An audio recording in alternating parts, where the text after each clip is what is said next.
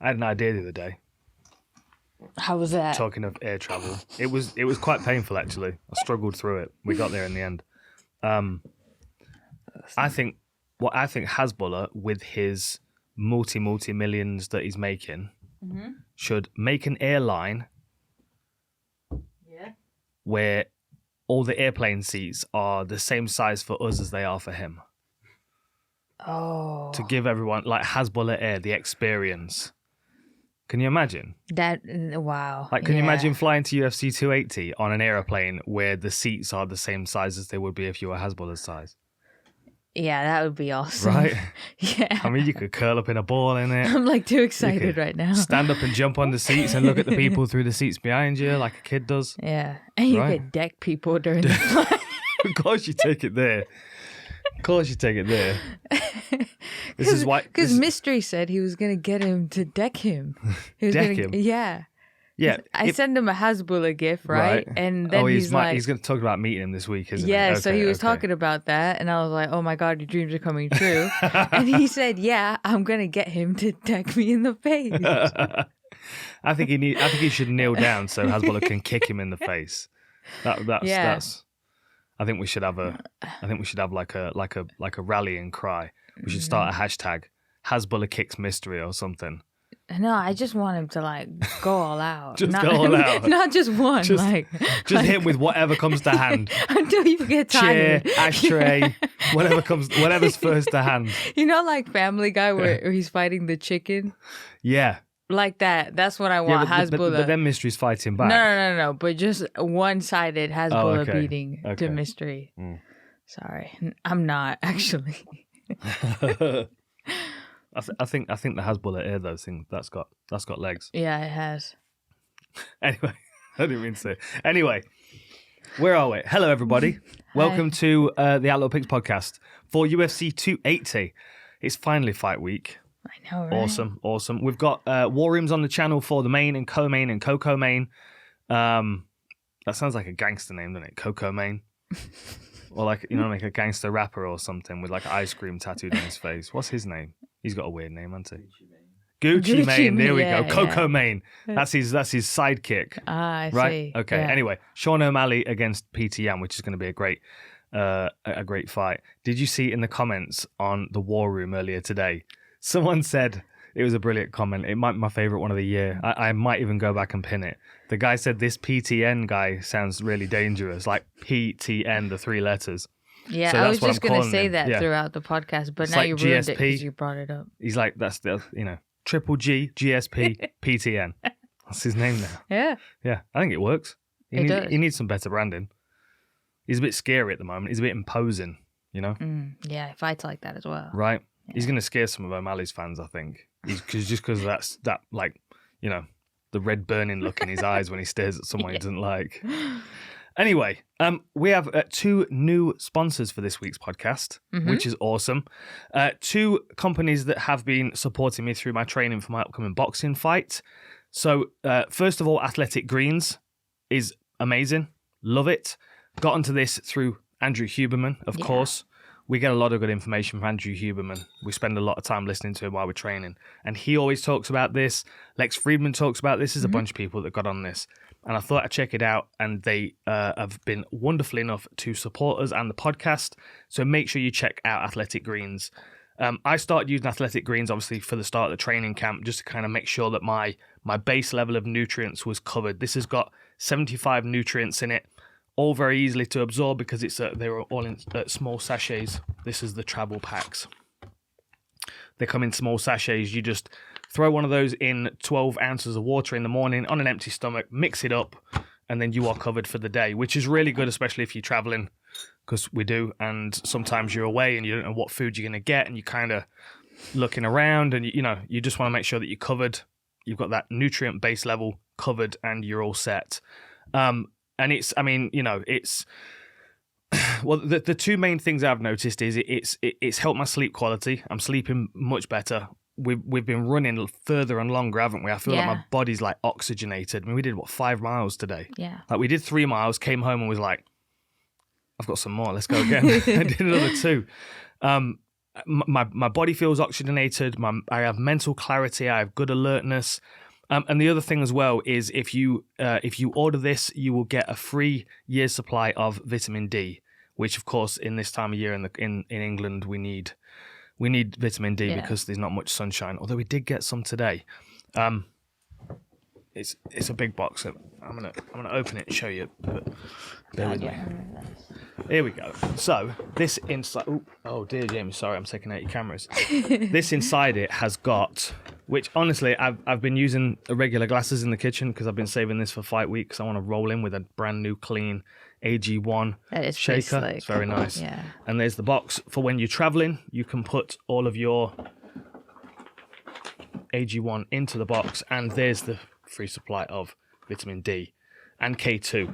D and K2, which is very important to take together, as we've learned from Andrew Huberman and from Dr. John Campbell, who's another one of my favourites. Worth checking him out as well. So, Athletic Greens, get on it. Hang on a minute. Where's this beautiful paragraph that they've written out for me? They've just nailed it with the wording, honestly. Not only have they nailed supplements, but they've also nailed this beautiful little read for me so I don't forget what the code is, because we have like 6 or 7 codes for things. And yeah, it gets a little bit confusing. We need to streamline them, don't we? Yeah. Okay. So to make it easy, Athletic Greens is going to give you 1 free year of immune supporting vitamin D and 5 free travel packs, which are the small. Did you rob them already? There we are. Which are these? The travel packs. Definitely worth getting hold of some of them as well. They do make life a lot more convenient. Yes, a year's supply of immune-supporting vitamin D and 5 free travel packs with your first purchase. All you have to do is go to athleticgreens.com/outlawed. /outlawed. Again, that's athleticgreens.com/outlawed. And this is my favourite sentence. I keep reading this to myself. To take ownership over your health and pick up the ultimate daily nutritional insurance. That is. I mean, that's it, isn't it? Like, I can say whatever you want, but... have my baseline covered, making sure I'm getting all my nutrients, making sure I'm getting my probiotics, etc., etc. There you go. Ultimate daily nutritional insurance. Nailed it. Athletic Greens, go and check them out. And our other second sponsor, which was very convenient this weekend, because you were on a refereeing and judging course, which means I had to hunt and gather all weekend for myself. And of course, I am in desperate need for lots of protein at the moment. And I don't honestly have much time. I actually have been eating this dry. It's perfectly fine without the milk. But Magic Spoon, it's high protein, low carb, gluten and grain free. You're going to get about 13 or 14 grams of protein per serving, 140 calories, no sugars. It is perfect for training camp food, especially if it's like midnight and you've already fallen asleep and I'm kind of like, ugh. I'm kind of hungry. I need something before I go for that run in the morning. I get some of this. So if you go to magicspoon.com/full reptile, you'll get $5 off. And if you don't like it for whatever reason, which would be crazy, you've got a 100% money back guarantee. And there are 4 flavors as well. You've got to check them all out. Frosted is personally my favorite. It reminds me of my Saturday morning sitting eating cereal, watching cartoons, and just kind of, which you changed to Sunday night. And Monday night and Tuesday night, and most nights. And all weekend while you're away, this is basically what I've eaten for like 4 meals a day now, and the rest, and snacks.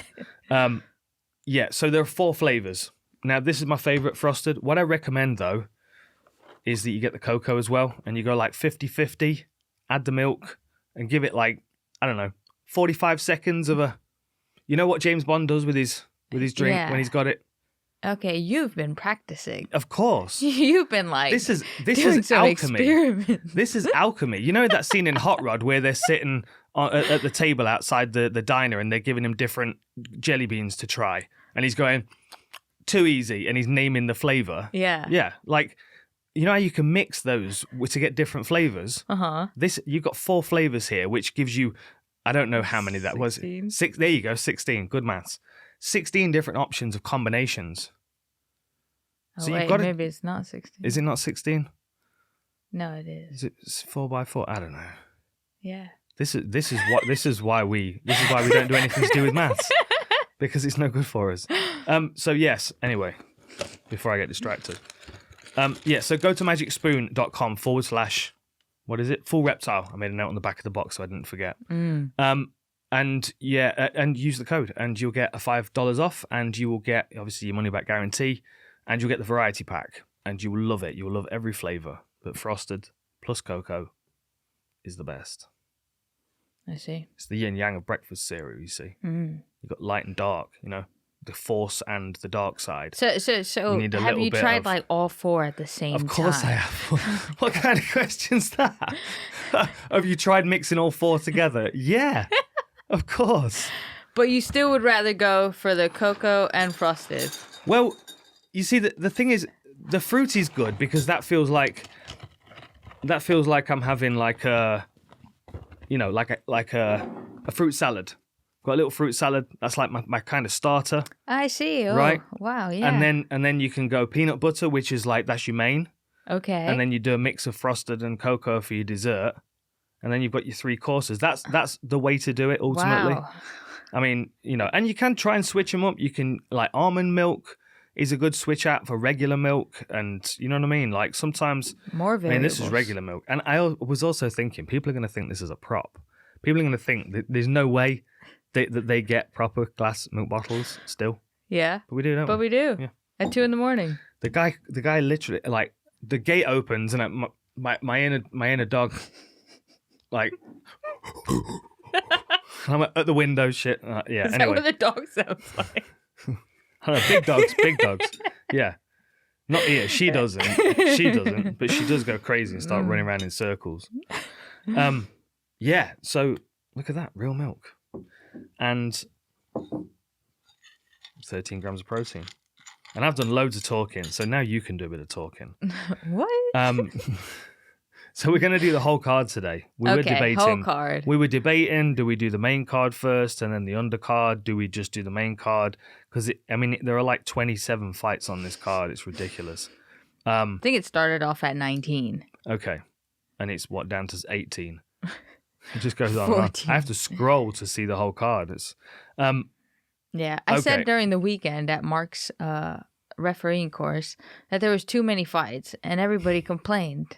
But I was like, yeah, but you don't have to do all the research. That's very true. That's very true. So that's a lot of fight, no matter how good they are. That's a good thing about being a referee or a judge. You don't have any research to do. You just show up and like, okay, I'm here to take care of this situation. We're in the wrong game. I'm telling you, we're in the wrong game. Yeah. Or rather, you're not. You're getting into the right game because Mark said you were very good. Yeah, I disqualified He said amateur rules. He threw elbows, then took him down, held defense, and then 12-6 elbows. Yeah, okay. So this was at Renegade at Leon's gym. Those banners on the wall are awesome, aren't they? I put it in my stories. So this is at Renegade. They had a bunch of guys that had stayed behind after training to kind of simulate rounds for each one of the referees. And each person, there were like 24, 25 of you. Yeah. They brought them out one at a time, so they didn't get the opportunity to see what the others were doing. Yeah, which like what was was a very going good on. idea, yeah. Which would make you a little bit nervous, especially when you walk out and there's a whole bunch of like killers on the mat. Yeah, really I good thought I legit thought that they were gonna really spar, and then when they started to go, I was just like. And they were told to cheat. Yes. To give you, but the thing is, then they were making up how to cheat and on the side. And they were cheating way more than anybody would in any fight ever, apart from maybe Petr Yan.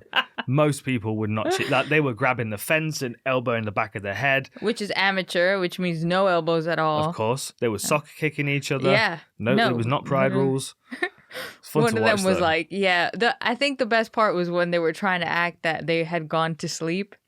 So like unconscious, choked out. Like so one would hold on to the guillotine and the other one would try to defend, but then pretend to go limp, but they couldn't actually go limp, because it was a standing guillotine. And then there was this one guy that was like he didn't see that he was out supposedly. And then Mark next to me was like, he's dead. He's just dead. And the kid just couldn't hold it anymore, so he started tapping. But the one having the guillotine just thought it was funny, so he kept it. He kept it on. Yeah, and the referee didn't see it for a little bit. Or the guy that was trying. Oh, man. But yeah, he survived in the end. Did he? Yeah. Yeah. That's good to know. I'd rather referee a real fight than something like that. Yeah, it was just a bit strange because it was just... first, if you don't know, that's what because you thought it was actually like you were refereeing a fight. So they didn't tell you that they were going to be like play sparring? No, no. So I like my initial thought is, wait, is this real? Like, you're not trying to hurt and actually hit each other. Yeah, I think he's like... If it was real, they were fighting like they hated one another. Yeah. Anyway, shall we get into this card? Let's get into this 25. I have not watched the last 2 events. Okay.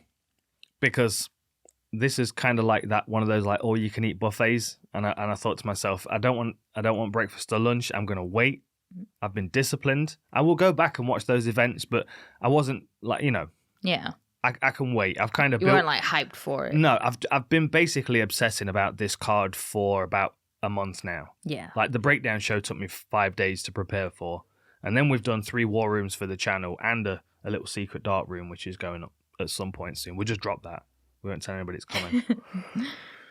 But there's so much to talk about on this card. We're gonna have to keep the podcast moving, otherwise we'll be here for like 6 hours. But there's loads of good fights on the undercard, and of course the main card is bangers. Yeah, which Mistry saw them walking together. Oh yeah, I saw that clip. Yeah. It well, not walking together, like running walking into past each one other. another. Yeah. Like so Oliveira's team was sitting in the lobby, and Makhachev's team were just arriving at the hotel, and yeah. They've got a lot of respect for him. They know how difficult this fight's going to be for both of them. There's no doubt. Anyway, let's not skip forward. Let's start with first fight of the night, Karol Rosa against Lina Länsberg. Yes. This should be a good scrap. I think this fight is interesting, and I see that a lot of the odds are going to Karol Rosa, but I don't think it's going to be as easy of a fight as people really think. Because, like, even though... So, Lina Länsberg, I don't think she performed as well as she could have in her last fight, although she did drop her with... Pudilova? No. Her last fight? I just don't know how to say it because...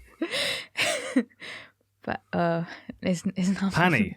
Yes, that one. Pani Kienzad. Yes. Okay, that was a hell of a scrap. That was awesome. That fight was really good. But I think she was like breastfeeding. Not during the fight. Not between rounds. No, not between rounds, but like fine, all the way that's up fine. to it, which just like kind of tells you that. Yeah, I wonder what that does for like weight cutting and. Yeah, but not only that, but she didn't really take enough time to fully separate, if that makes sense. Mm-hmm. She maybe kind of jumped into it a little bit too early and didn't perform as well as she could have. Or yeah, but it was an amazing fight. Kienzad's incredibly tough. Like she's had Länsberg's had a really rough run in the UFC. Man, she fought Chris Cyborg in her debut, featherweight, crazy. And she's always had good fights. Every one of her fights has been an entertaining one. But she's much more comfortable at close range, at clinch range. Mm-hmm. Clinched up against the fence, working elbows. She's developed her wrestling a lot in the last couple of fights as well. Yeah. And I think, especially watching what she did against Macy Chasson, like hold her up against the fence using head position, beating her up, making her uncomfortable. That, I think, is a smart way to go in this one. Because, Rosa's tough. She's got good basic boxing. You clinch her out in the open and she's going to start throwing, tripping and sweeping. Yeah. She looks like she's got some kind of judo background. I just feel like if Länsberg can tie her up, slow her down and frustrate her a little bit, make her tired, maybe hit her with a few elbows on the break, a few knees to the body, and just kind of eat away at her a little bit, then the pressure's going to be on Rosa when she does get a bit of space, and she does get a bit reckless when the fight's slipping away from her, I feel. I think it's going to be a hard fight for both of them. I expect it to be a bloody one as well. Yeah. Länsberg usually gets kind of bruised up and cut, and she usually does a good job of cutting her opponents herself as well. Yeah. Let me have a quick look at the stats, tailor tape on this one. So, Karol Rosa has a record of 15-4, Länsberg 10-6. So Länsberg has a 2-inch height advantage, but Rosa has a 2-inch reach advantage. What else? I thought the striking accuracy with the striking landed per minute was quite... That is interesting, because they've both got 55% striking accuracy, but Karol Rosa's got 6.6 strikes landed per minute, which is, double what Länsberg's putting out. She does take a few more strikes per minute, but then I think Länsberg nullifies a lot of people's striking with clinch work, and I think she's probably going to do that in this fight. I just think she's going to be safer doing it up against the fence. Yeah. Because it will be Rosa out in the open, hitting takedowns. Interesting fights open the card. Should be a good little scrap. I hope there's plenty of people in the building for it, and it's not like a... Nah, I think, yeah, you have to arrive. Imagine ticket cost would be. Yeah, I don't to be even there, know. right? You're going there like 2 hours early. I don't even know. Getting your whatever you need, Yeah. sitting down, getting a good view. Psst. You'd have to get there early for sure. Yeah. I'd want to see every one of these fights. So which way are you going on that one? I think I'm gonna go for Lina. Are you really? Yeah. Yeah, yeah, I'm gonna go for Lina. I've kind of been back and forth on this one. I think it's going to be a very close fought battle. And I can definitely see it being a decision. I feel like Karol Rosa might be able to keep enough space and outbox her to a decision. Yeah. I can see her just being a little bit more elusive, not as willing to clinch, and when she does clinch, being physically able to turn off the fence and make some space. She's just got to make sure she's not getting held up against the fence and kneed in the body, because Länsberg will drain her with that. And elbows on the break. Yeah. She has some nasty elbows. I'm going to go with Karol Rosa by decision. Okay. Yeah? Okay. Yeah. Oh, we didn't do the stamp thing. What stamp then? Yeah, you see. Well, the stamp's on the bottom, so we know who picks who, Yeah. right? So The one that says Veronica is the correct ones, and the ones that say Dan are the ones that... you're going to try and insert a bit of comedy into this podcast, are you? Was that the plan? That was not funny. That was not funny. Because I'm pretty correct. Most, like 30% of the time, I'm correct, and you're like 22% of the time correct. Yeah. Maths is not your forte, buddy. Maths.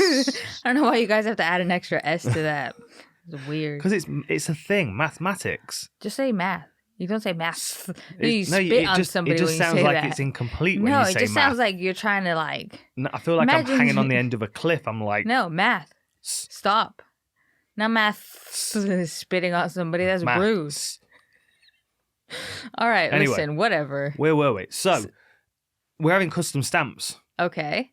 The plan is from this point onwards. And I thought that it'd be quite fun. So you can represent one of the sponsors, I'll represent the other, right? So you've got the option of either Athletic Greens or Magic Spoon. And then Okay. we'll get into what the custom stamp for you is going to be. No, I feel like I want to know what the stamp is first. That's not how it works. Oh, Well, the problem is, yeah. if you choose one, I've got a gift for you. And if you choose the other, I've got a gift for me. I mean, I've technically got a gift for me both ways. So I guess you've got a gift both ways. So, it depends which one you want to go with. I want to go with the one with the gift. Okay. Magic Spoon. And I wasn't sure which one you were going to choose. So I got myself one. Well, I'll show Yeah. you yours first. This is your Okay. Magic Spoon for the podcast. All right.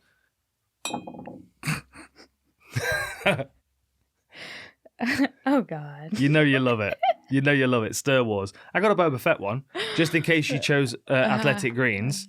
So your stamp on the bottom, so we know which one you've Is chosen. a Magic Spoon? Is your Magic Spoon. And I was Okay. like, do we get a Lord of the Rings one with Gandalf on the back, or do we get a Harry Potter one or something like that? And I'm like, no. If you look around the Considering room, the amount of toys you have on the wall, It's there's like- it's- a lot of Star Wars. I would say it's about 30% Star Wars. Yeah, which I had Right. not seen Star Wars till you forced me to watch it. Which is why I bought a spoon with Boba Fett, so I can smack you on the forehead with it, and you'll have a Boba Fett helmet stamp on your forehead, which will remind you to rewatch Star Wars over and over again. the way. Matt Hamill hasn't watched it. Is it Matt Hamill, Mark Hamill?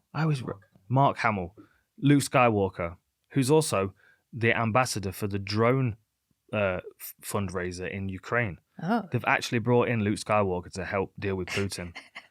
We just need Putin to Are put they a gonna helmet on attack like like that a now. Death Star No, or we're not getting into geopolitics. Let's not swerve off course. Star Wars. Star Wars. Anyway, so that's yours. what's yours? Well, you see, this is where I had a dilemma, because I've been looking around the house trying to find my unboxed Incredible Hulk, because I'm thinking green, athletic. What's more athletic than the Incredible Hulk? Notice how he said unboxed. Well, I'm not going to take one off the wall and take it out the packaging because it's part of the display now. I've got the green Hulk there, and there's the big grey Hulk there, and then there's. So if a kid ever comes over, he's like, "Don't touch my toys."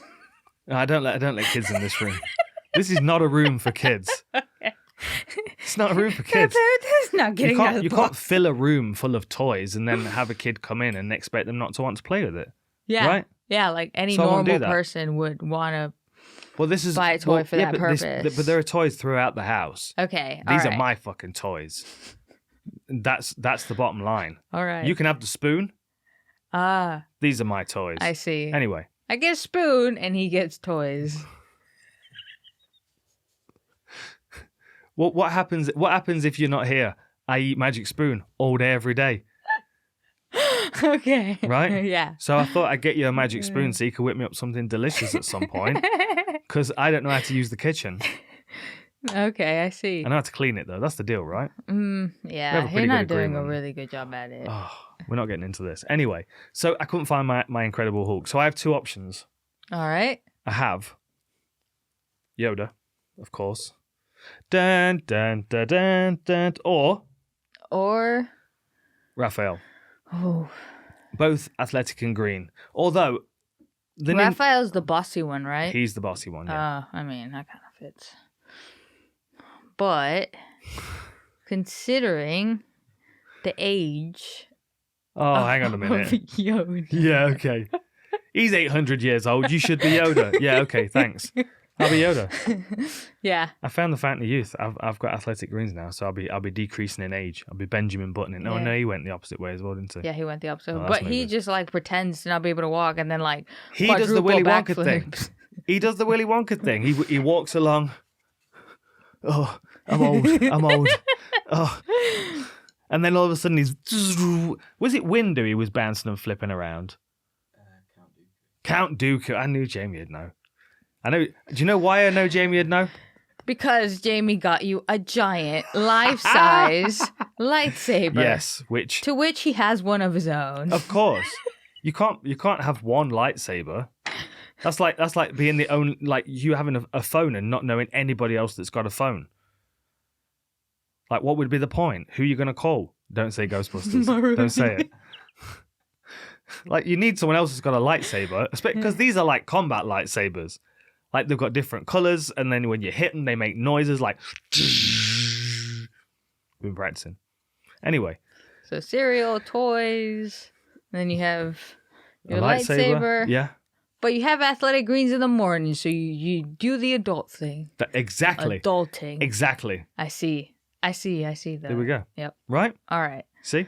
All That's right, what so you're that's what Yoda, allows me to remain I'm a magic spoon. childlike. You're a magic spoon. Yes. And I'm Yoda. So he can stay there. Okay. So you went Lina Länsberg. Yes. So she gets the magic spoon stamp. And I got Karol Rosa. So she gets the Yoda stamp. Whatever that looks like. We've not invented it yet, but I'm sure Jamie will get on it. Oh, he's figured it out. He's smiling like he's got a plan. Oh no. Okay. Next fight. So keep an eye on the channel because we've got a Mohamed Mokaev piece coming. Mistry's been following him around like everywhere. For a little bit now, Yep, right? Because like, he's been gone for He's been quite sending some me time. clips of like under the bathroom door trying to talk to Mokaev while he's in the shower. I'm like, Mistry, just leave him alone. Like, don't film him 24 hours a day. But he thinks it's like Big Brother. He won't leave him alone. Yes. Mohamed Mokaev against Malcolm Gordon. Gordon's a really odd fight to try and figure out. He's got such a weird movement pattern. He's got like a good jiu-jitsu as well. Very good jiu-jitsu. Black belt. Yep, off his back as well, which is going to be ideal for fighting Mokaev because he's most likely going to be I think Mokaev is going to be smart in this one. I think he's going to close him down with strikes and try and keep him at arm's length, make him feel under pressure against the fence, and then if he does start grappling with him, up against the fence on his back. Yeah. That's the smartest thing to do, and we know Mokaev can do that. Yeah, because he did it in his last fight, 12 times. There's 12 takedowns in that fight. He's a very, very strong grappler and a very well-rounded mixed martial artist. Came through IMAF. Yeah.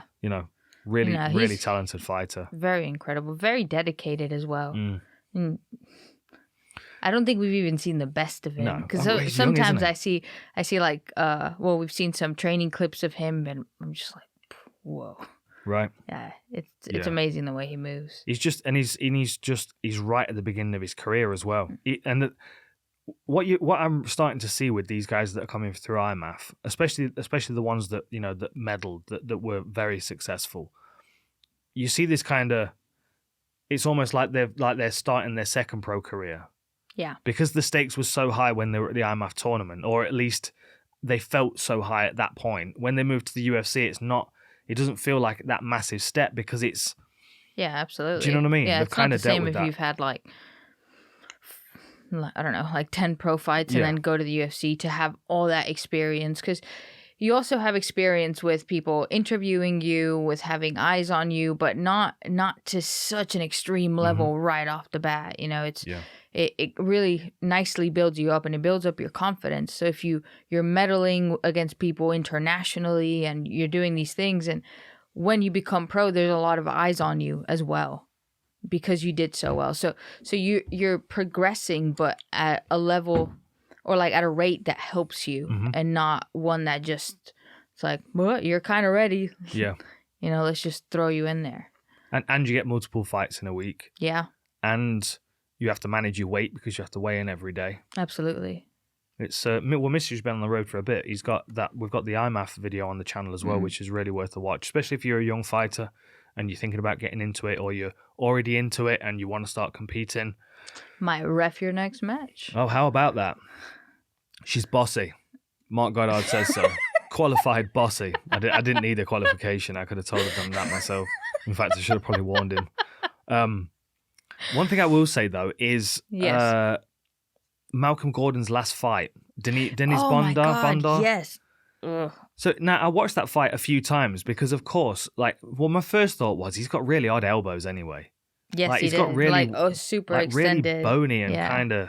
But then there was that point when Malcolm Gordon was attacking his arms when in his guard, and that was the point when it dislocated, and then popped back in, and then when he went to post on it was when it popped out. And I saw it pop out, because at first I didn't see it, and I didn't think I was really going to, because sometimes I see something a little bit weird and just the camera angle doesn't catch it right. But then when I saw it, I couldn't unsee it, and it was yeah. Oh, no, it's not pleasant, no. Is it? No. I saw it once at where was I? It was a gym in California I was training at, and someone was on the mat kind of leaning back like that, and someone rolled onto their arm and it hyperextended. Oh. Yeah, it's really gross. Yeah. I did it with my finger once in an MMA fight, an amateur MMA fight. I punched him in the body. My finger felt weird. I looked at it, and this top part of my finger was bent backwards. Yeah. I once did that, but it turns out that the bone had gotten out and then also shattered. Gotten out? Like escaped? Yeah. It like chipped off and then shattered. And I thought, because I always see it in like the movies or, in like TV, and you just pull the finger. Not like that, but, like put it back into place. So you're yanking on this thing. Yeah. No, I'm having, Fucking Rambo. I had like a training partner just yank it. And I was just like, no. It didn't make it better. Then I needed 2 surgeries. So yeah, that's not good. Yeah. I've relocated a couple of fingers before, and Jimmy's nose, and some toes. I did my own toe. Yeah, I saw you do toes in the gym. I would be like, I'm not touching that. You just gotta give it a good pull. Although I tell you one thing, I did see a shoulder relocation once, which was super slick. So like the shoulder was dislocated. And it obviously, and what I've seen before is that they will pull and it will relocate itself. Back. This doctor didn't. He just kind of sat. And held the elbow like that, and just rotated it inwards really slowly. And it got to a point, and the shoulder just went. It was really weird. That's like what you do with chicken. Super chill. He did the Mr. Miyagi, and it worked. Yeah. My hand's dusty. What the fuck was that? Your dusty Yoda. And you're a spoon. Anyway. Magic A magic spoon, yeah, you are. Yeah, okay. But, okay, anyway, Malcolm attacks really well from guard. From the triangles to, like, the arm bars, you just try to change it to the spoon. Why would you have a wand when you could have a wooden spoon? That's a serious question. I mean, a wand is, like, you can poke things with it, but with a spoon, it's multifunctional. And it would just, I mean, why would it not work just as well as a wand? Because if you accidentally are thinking about something while you're eating, and then you turn into an alligator. You make a good point. Yeah, no, I retract my statement. Yeah, no. Anyway, so Malcolm Gordon, yes, good guard. Yeah, he just, like, it's weird because his guard is kind of like a diamond guard. Mm-hmm. It's what it looks like when he's attacking, but he just goes from triangle to armbar really well. And it creates like this sort of dilemma. You're defending one thing and then the other one comes, but it's not like the traditional where you just figure four and then you move it out of the way to the other thing, which kind of leaves you in a, like your opponent's about to pass you. The way he does it, he like maintains a really solid position, which is really cool. But it was really weird when he fought Sumandariji. Yeah, Sumandariji. Yeah, when Malcolm fought him, he just reacted kind of late with that knockout. Yeah. I feel. Yeah, it was like a delayed response. He's got heavy hands, that kid has. He does, absolutely. He did get out grappled by Albazi though. And I can see this fight being very similar to that. Yeah. You know what I mean? Because Mokaev's not going to be easy to sub, even if he was in Malcolm Gordon's guard. It's very true. He's going to be very, very difficult to submit. He's going to be trying to smash through that guard, probably even trying to smash him up against the fence. Yeah. Like that's the safest place for him if he's grappling is up against the fence, I would say. But I can't underestimate Mokaev's striking either, and he looks in fantastic shape. Yeah, I think this he's is the biggest betting favorite of this card. Is he really? Yeah, yes. It makes sense. It makes sense. I bet there's a lot of money going in on him as well, even though he is the favorite. I mean, Mokaev. I think he's probably either gonna stop him in the second round with strikes once he's worn him out and frustrated him a bit, or he's gonna be on his back and rear naked choking him. Mm. Second round. I'm still thinking second round though. Yeah, it'll take a minute because Gordon's very elastic and difficult to read. Mm-hmm. Do you know what I mean? He moves very well, and that's gonna take a minute for Mokaev to kind of slow that down, take it away from him. Yeah. Okay, both Mokaev then. Yep. Okay, right. Armen Petrosyan against AJ Dobson. So Petrosyan is 7-2, and Dobson is 6-1 with 1 no contest. Petrosyan has the 2-inch height advantage, but AJ Dobson has a 5-inch reach advantage. Both have a pretty high striking output, 5.17 for Petrosyan, 4.7 for Dobson. Decent striking accuracy, both plus 50%. Dobson with a slight favour.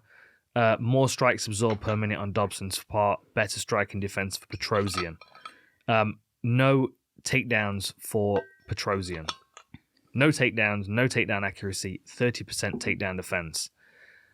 I kind of feel like AJ Dobson might exploit that part of his game.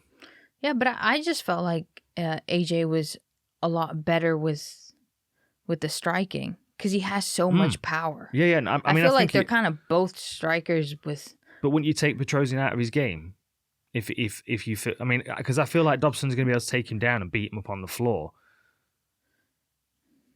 I don't see that happening. No, because I don't. Well, Dobson doesn't have the same like wrestling. I feel like.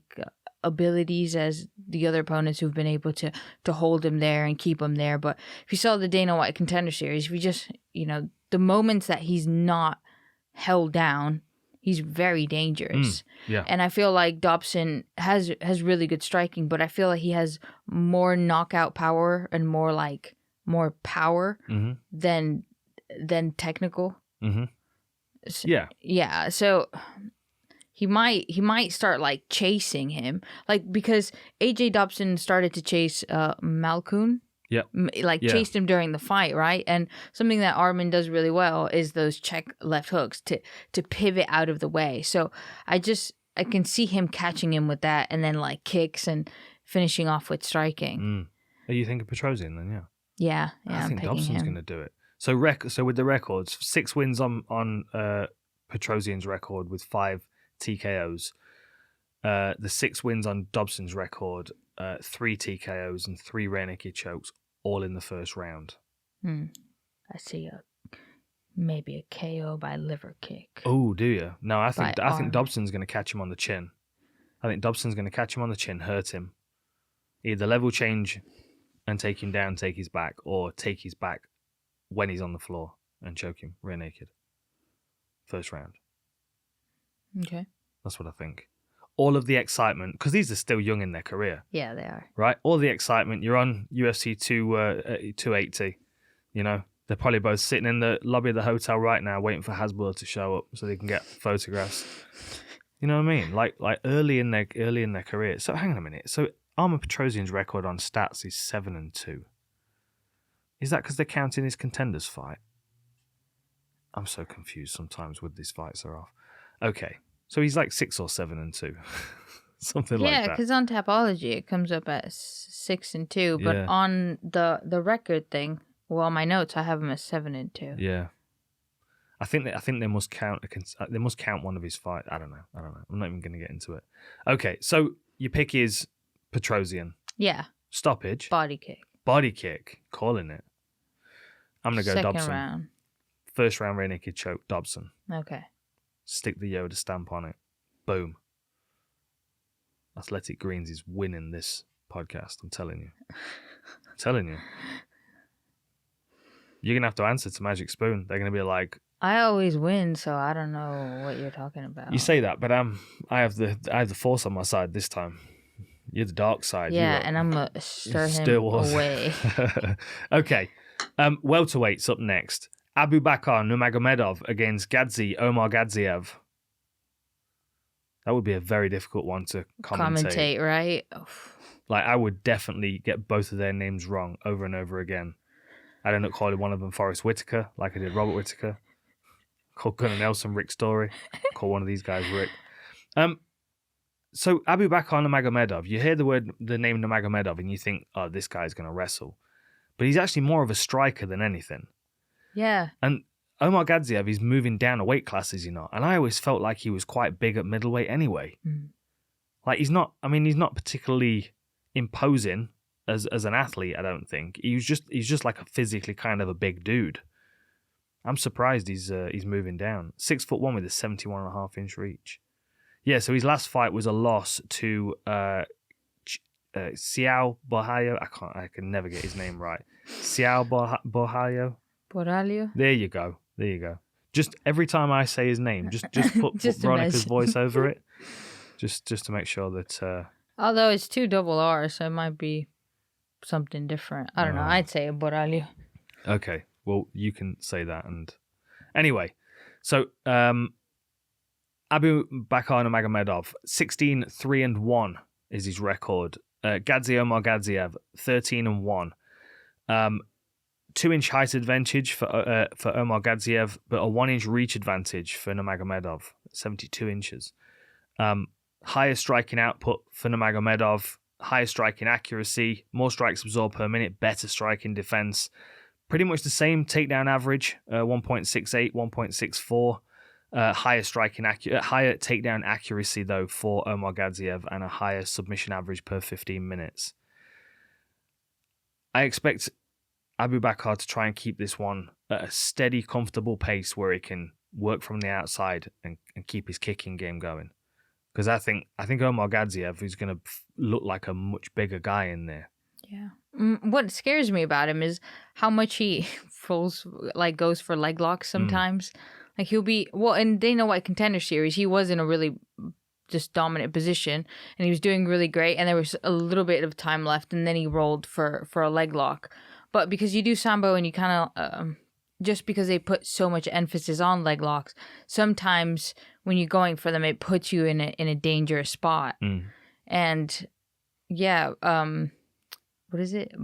Abubakar. Yeah. Well, he's been training with the Khabib family for more than 20 years. Yeah. He did get subbed by Zawada, though. Like, I think that was a real surprise to everybody. Yes, it was. It was a hell of a fight, that was. I mean, and David Zawada's a very skilled individual. But I was expecting him to be able to stay out of submissions in that fight. And I think he's probably got better I think he's got better takedown defense than sub defense, if that makes sense. I think he'd be better to try and keep this one standing than try and stay safe on the ground. Yeah, that makes sense. But the triangle he got caught in was pretty slick. Though. It was very slick. Yeah. It was very slick. Who are you going for? I think I'm going to go for Nurmagomedov. I feel like he's just a bit more of a polished striker. I feel like Omargadzhiev is coming in. He's going to feel like the bigger guy. He's going to feel like he's going to be more powerful, which means he's going to be more aggressive. And I feel like Nurmagomedov's going to be able to use his footwork, tie him up, move away, and just kind of play it smart until Omargadzhiev starts to look a little bit reckless. Yeah. And then he might kind of start taking over technique-wise. But what if he takes him down and then Omargadzhiev does that? Did you see when he was fighting Borrello and he just posted and did like a breakdance head kick and knocks him out like that? I mean, then I would quite happily have the wrong pick if he did that. I would quite happily have the wrong pick. No, I think it's going to be a good night for the Khabib team. Yeah. So yeah, I think the Magomedov with a decision. That's the way I'm going. Quite a technical one as well. I think Omargadzhiev might find himself overextending out of aggression, feeling like he's just a bigger guy in there and he's going to be able to bully him a little bit. I mean, he was on such a win streak before that last fight. I feel like he's going to want to come in here and really make a point of it. Yeah, absolutely. Okay, right. So moving on. Yeah. Moving on. Who we got? We've got Magomed Mustafaev against Yamato Nishikawa.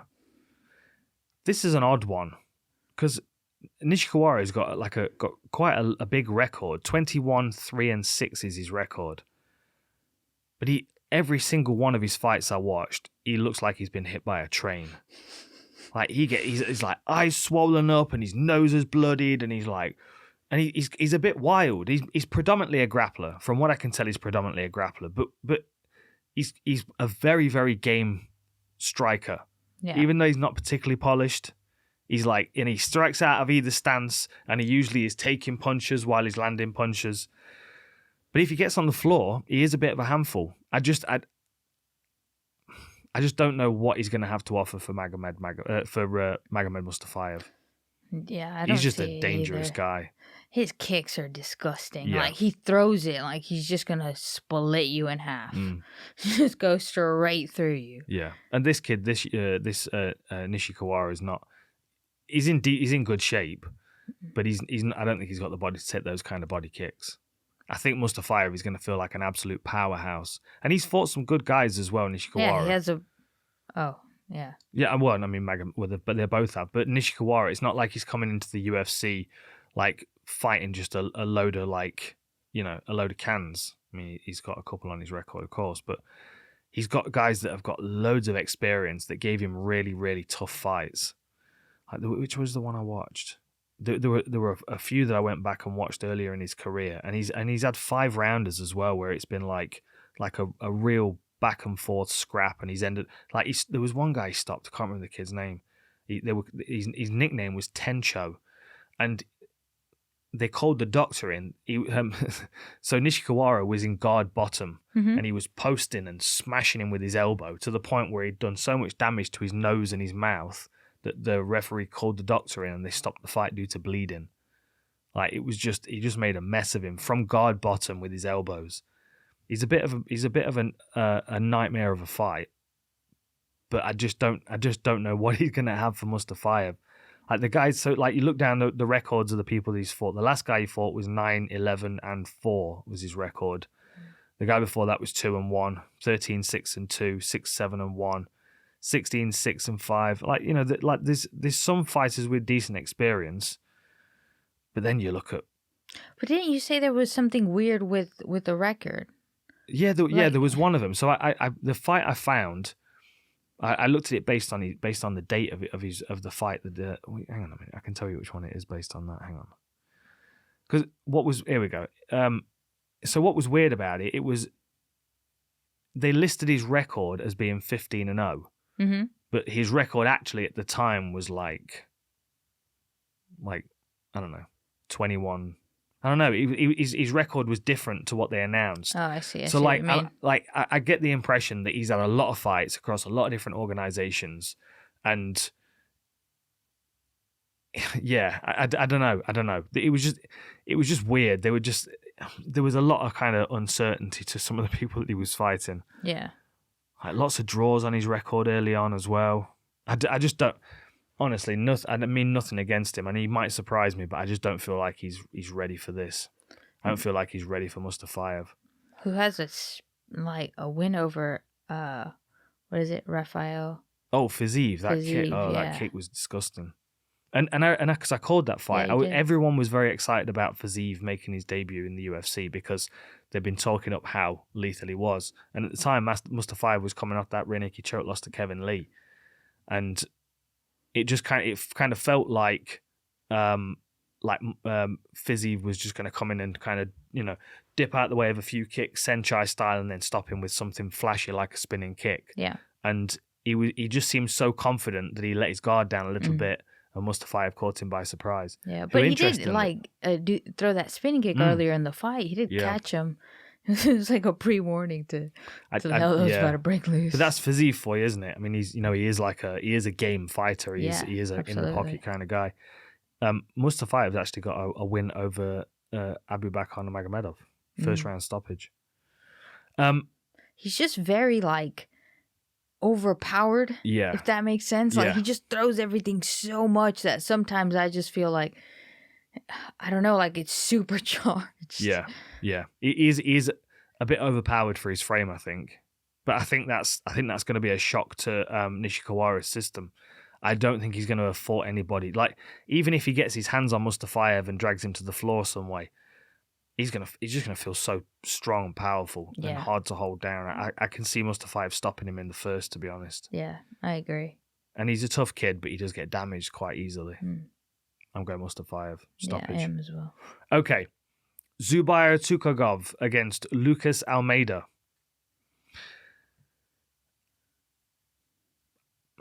What do you reckon? Go on, do the tale of the tape. Oh, okay. Sorry. Yes, tell of the tape. Dun, dun, dun. So it's pretty good, right? Zubaira Tukhugov 25-1. Lucas Almeida 14-1.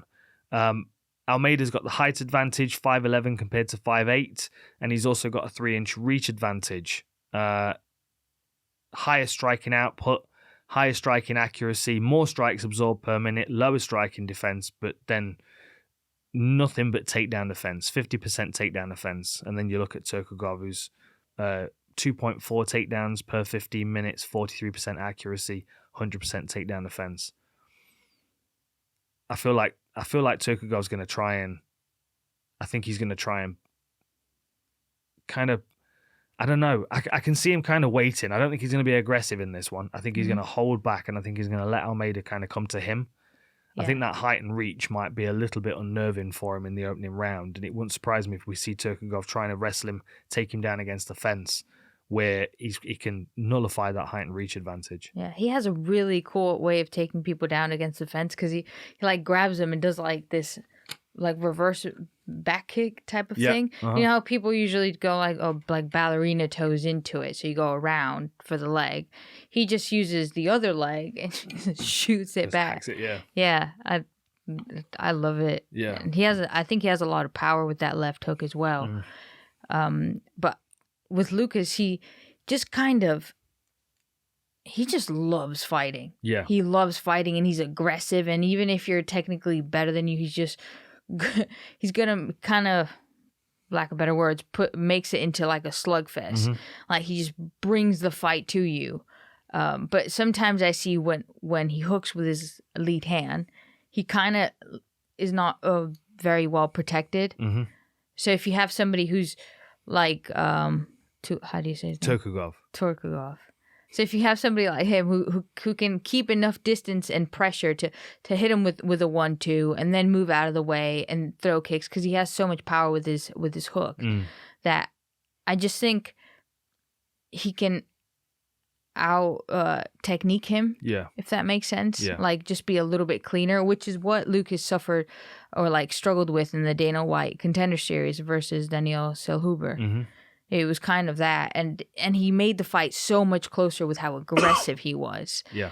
And yeah, I feel like, but if Tukhugov, Almost. yeah, Tukhugov. Tukhugov, oh god, yeah, if he sets like the pace with his strikes, he's able to move in and out so well that I just think he's gonna like out technique him, you know, I like think out it's gonna time him. Yeah, yeah. That's why I don't think he's going to start fast in the first round. That's why I think he's going to kind of take his time and let Almeida kind of have that little like, burst. Yeah. And then he'll start to take over. Might even not win the first round based on work rate, but then might win the second and third. I can see Tukhugov winning, but a decision. Yeah. I don't think he's going to stop him.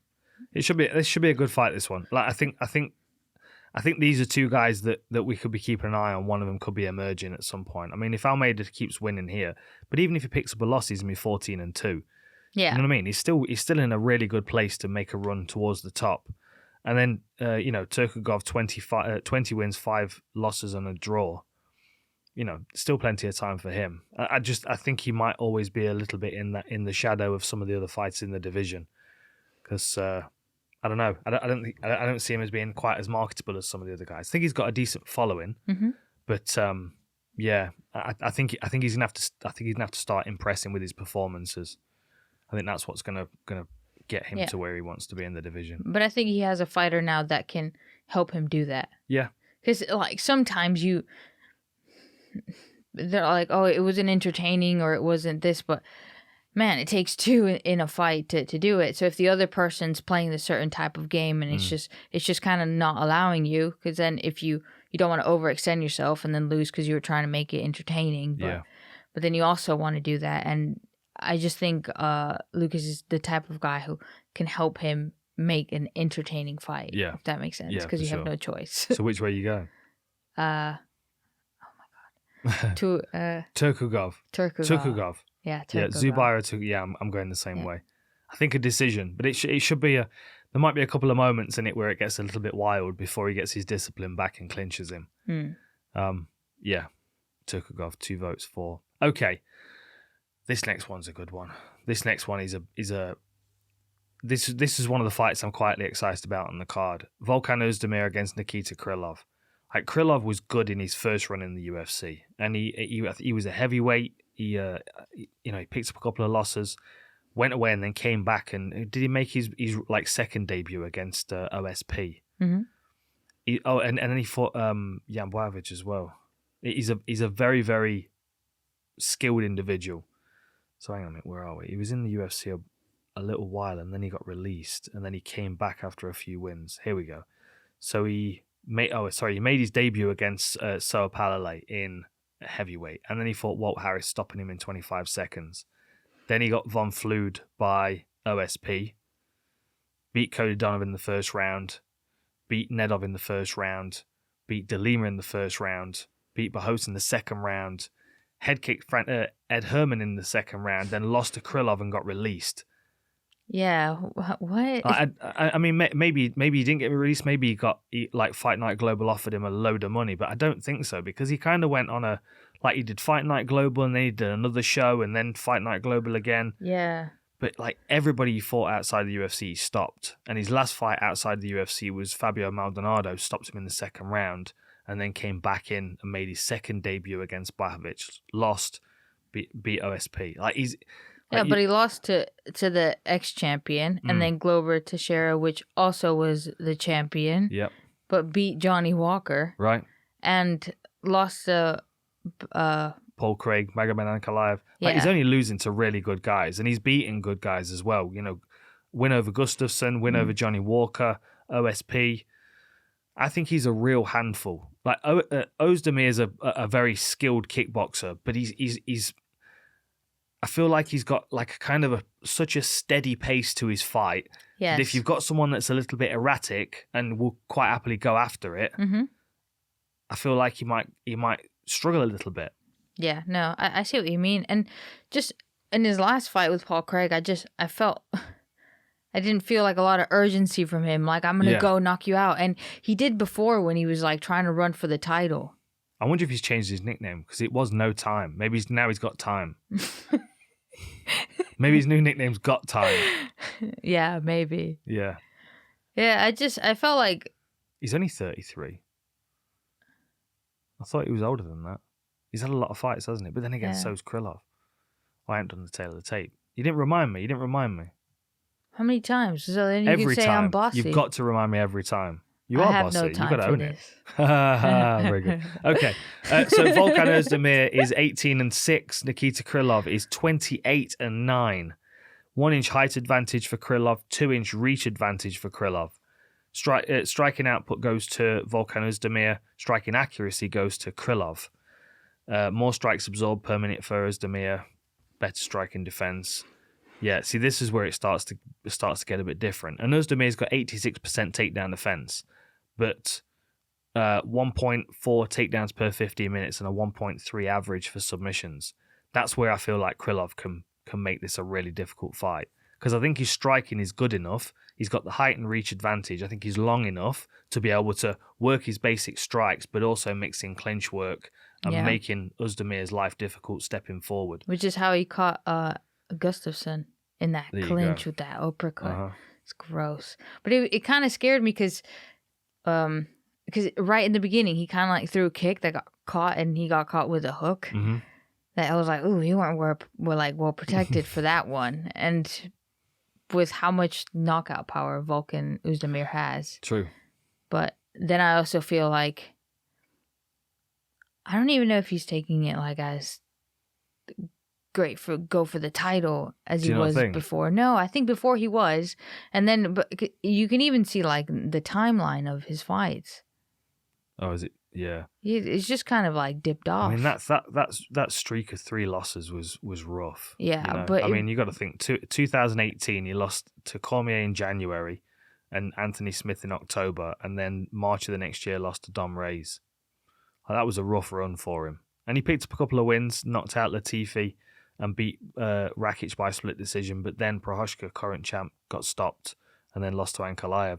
I think you might have realised that there's like a midpoint in the division where he kind of occupies a comfortable place, and he's going to be quite happy to hold that ground. Yeah. Like, he might be able to string some wins together and get close to a title shot again, but I feel like Krylov he's kind of the same. He's kind of in the same position. He's like that high level, and I don't want to say gatekeeper because it sounds like a bad term, but it, like, when you gatekeeper to the top 5, it's not a bad place to be. And I think Volkan Oezdemir, like, he's at number 8 at the moment. Krylov's at number 10. I feel like they're guys that you have to go through if you're going to get close to a title. Mm-hmm. And now they're fighting one another. So they're kind of both in a similar situation. Yeah. Like, get a win and they're probably going to be able to be fighting up the rankings. They might get an Anthony Smith or a Rakic or a rematch with Ankalaev because nobody else wants to fight him. Yeah, that's true. You know? Yeah. Like, it's a good opportunity for both of them. And I think there's a lot of attention on this card. And by this point, the arena is going to be kicking as well, because it's, they're about halfway up the card. Everyone will be in there, like, waiting for the main card to start. I'm going with Krylov. Yeah, no, I am as well. I'm going with Krylov. Absolutely. Yeah, I like Oezdemir, but you nailed it. There was no urgency. There was just no urgency, and I do feel like that sometimes. It's just occasionally when people get close to him, he's got like that Shane Carwin, like, short range, like, and you're asleep. Yeah, and like I told you, because Krylov got caught in that little exchange right at the beginning with Gustafsson. I could just see Oezdemir maybe landing that. 18 wins, 12 by knockout. I think Krylov is going to continue to go up. You reckon? Yeah. I think he's just problematic, Krylov. I think he's like you get a call from him and from the UFC, and you're like, okay, your fighter's fighting Krylov. And you're like, oh God. That's going to be a nightmare of a it's just going to be difficult. Like, he beat the hell out of Johnny Walker, didn't he, in that no crowd show in Brasilia. Yeah. And I felt kind of bad for Walker in that one, because, like, I feel like he would have been a very different fighter had there been a crowd in there. Yeah, he is like one of those fighters. Yeah, he is one of those fighters. Not all, like, some of them I feel like they do so much better, and they've done so much better with the Apex and small, because it just less pressure. Yeah. even how tired you are when you fight with on a the walkout. crowd. No, Such a long walkout in the arena. No, It's nice when you fight at the Apex because you've only got to walk a few meters from the changing room. Well, at least you have Exhausted a nice warm up area That's and true. not like Yeah. 3 little jigsaw mats and like 4 heavyweights warming up. Yeah. All sleeping on the mats. Yeah. Or laid out across the mats. And their whole sleeping. team like texting on it, and you're just like, oh, okay, yeah, I'm like 2 and 2, I'll be there. They're like, no, yeah, but we fight like 8 more. I'm like, oh, okay, yeah, cool. Yeah. So I'll go warm up in the bathroom.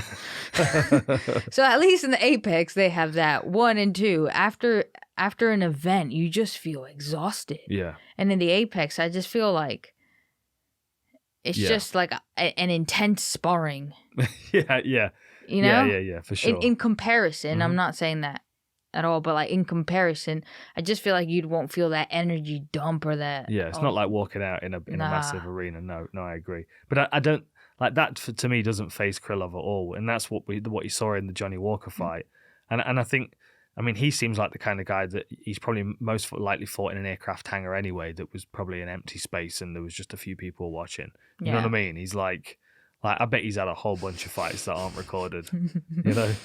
He's actually from war-torn Donbass. That's where he's. Lysychansk. Yeah, he's. I remember him being from an area of war-torn, lives. He's a tough dude, very durable. I'm going for Krylov. Same. Okay. Mahmoud Muradov against Xiao Borario.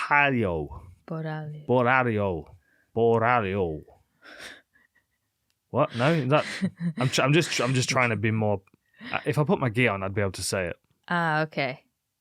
Yeah. Mm. You just have to become a free spirit to be able to say it. Oh, is that what it is? Is that what he's got? Is that a tattoo that he's got? Oh my god. He's got some mad tattoos, hasn't he? Just a straight neck tattoo that says free spirit. He's not even really tattooed up. Yeah. It's just weird to somebody who's not tattooed. Yeah. Well, he has a few, but like just free spirit and not a very good font. Like if you're gonna tattoo your neck, Yeah.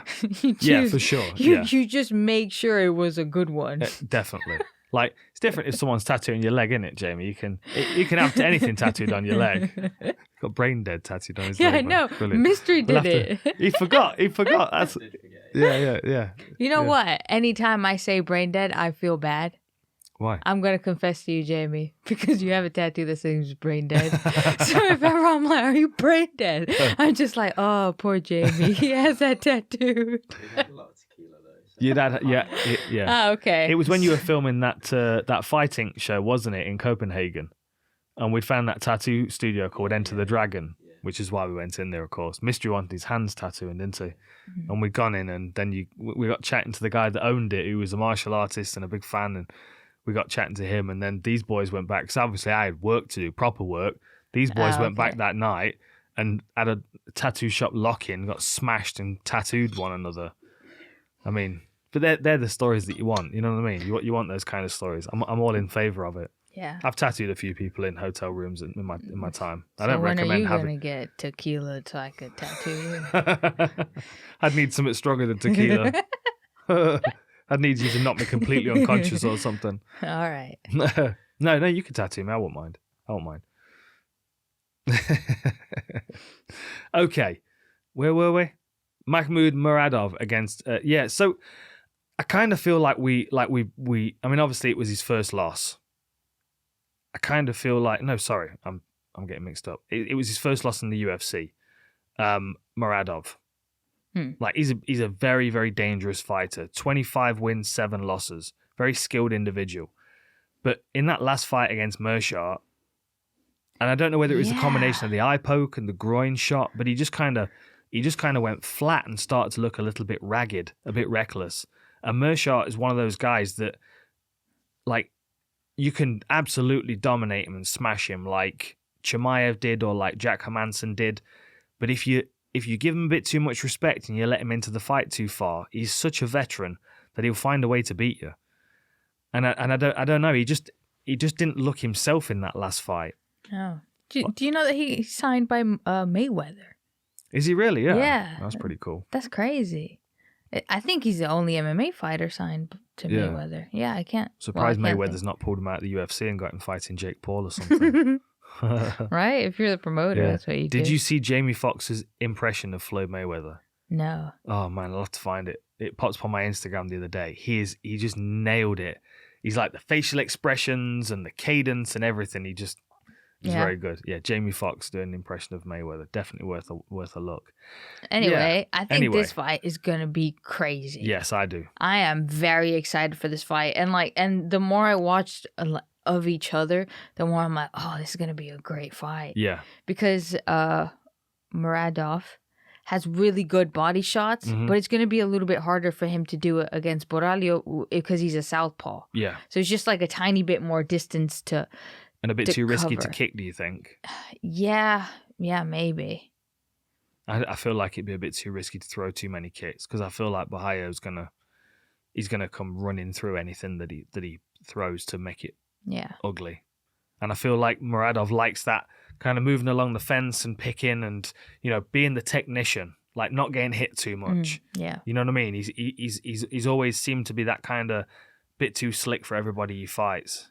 You know what's awesome that I find that he does when he's in the fight, right? And the opponent kind of angles off, he like moves the trajectory of his punch to catch the angle that the person's moving on and like off to. They mid punch as well. So that's really impressive because then they run into the punch with their movement as well as him changing and protecting himself while doing that. Because you don't want to like get off to a side and then be able to land your own shots. Yeah. And by him doing that, I think it protects him. But don't you think Borralho fights a little bit like Machida, like very karate, very sliding lead side kick but he's more aggressive. More aggressive. I hard one to pick this one, to be honest, because I think they're both very, very talented. Hang on, I've not done tail of the tape again. Like Borralho to me looks like he's like the evil version of Paulo Costa. You know what I mean? He's like the dark side. He's the free spirit. He's like the dark Sith. web. No, he's just dark web. He just, there you go. He just looks a bit more sinister. I think he's got a bit of an evil look to him.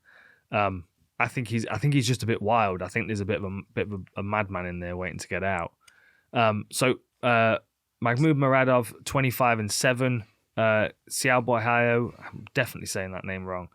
12-1 and 1 no contest.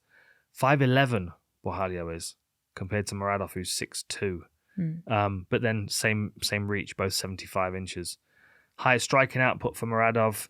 Really good takedown defense for Muradov at 80%, but then really good takedown accuracy at 80% for Borralho, who's got a high average for takedowns as well, 2.6. He has good body locks as well. Yeah. And I remember in one of his fights, he was going for the Sulo stretch with a figure 4 lock, which is really cool.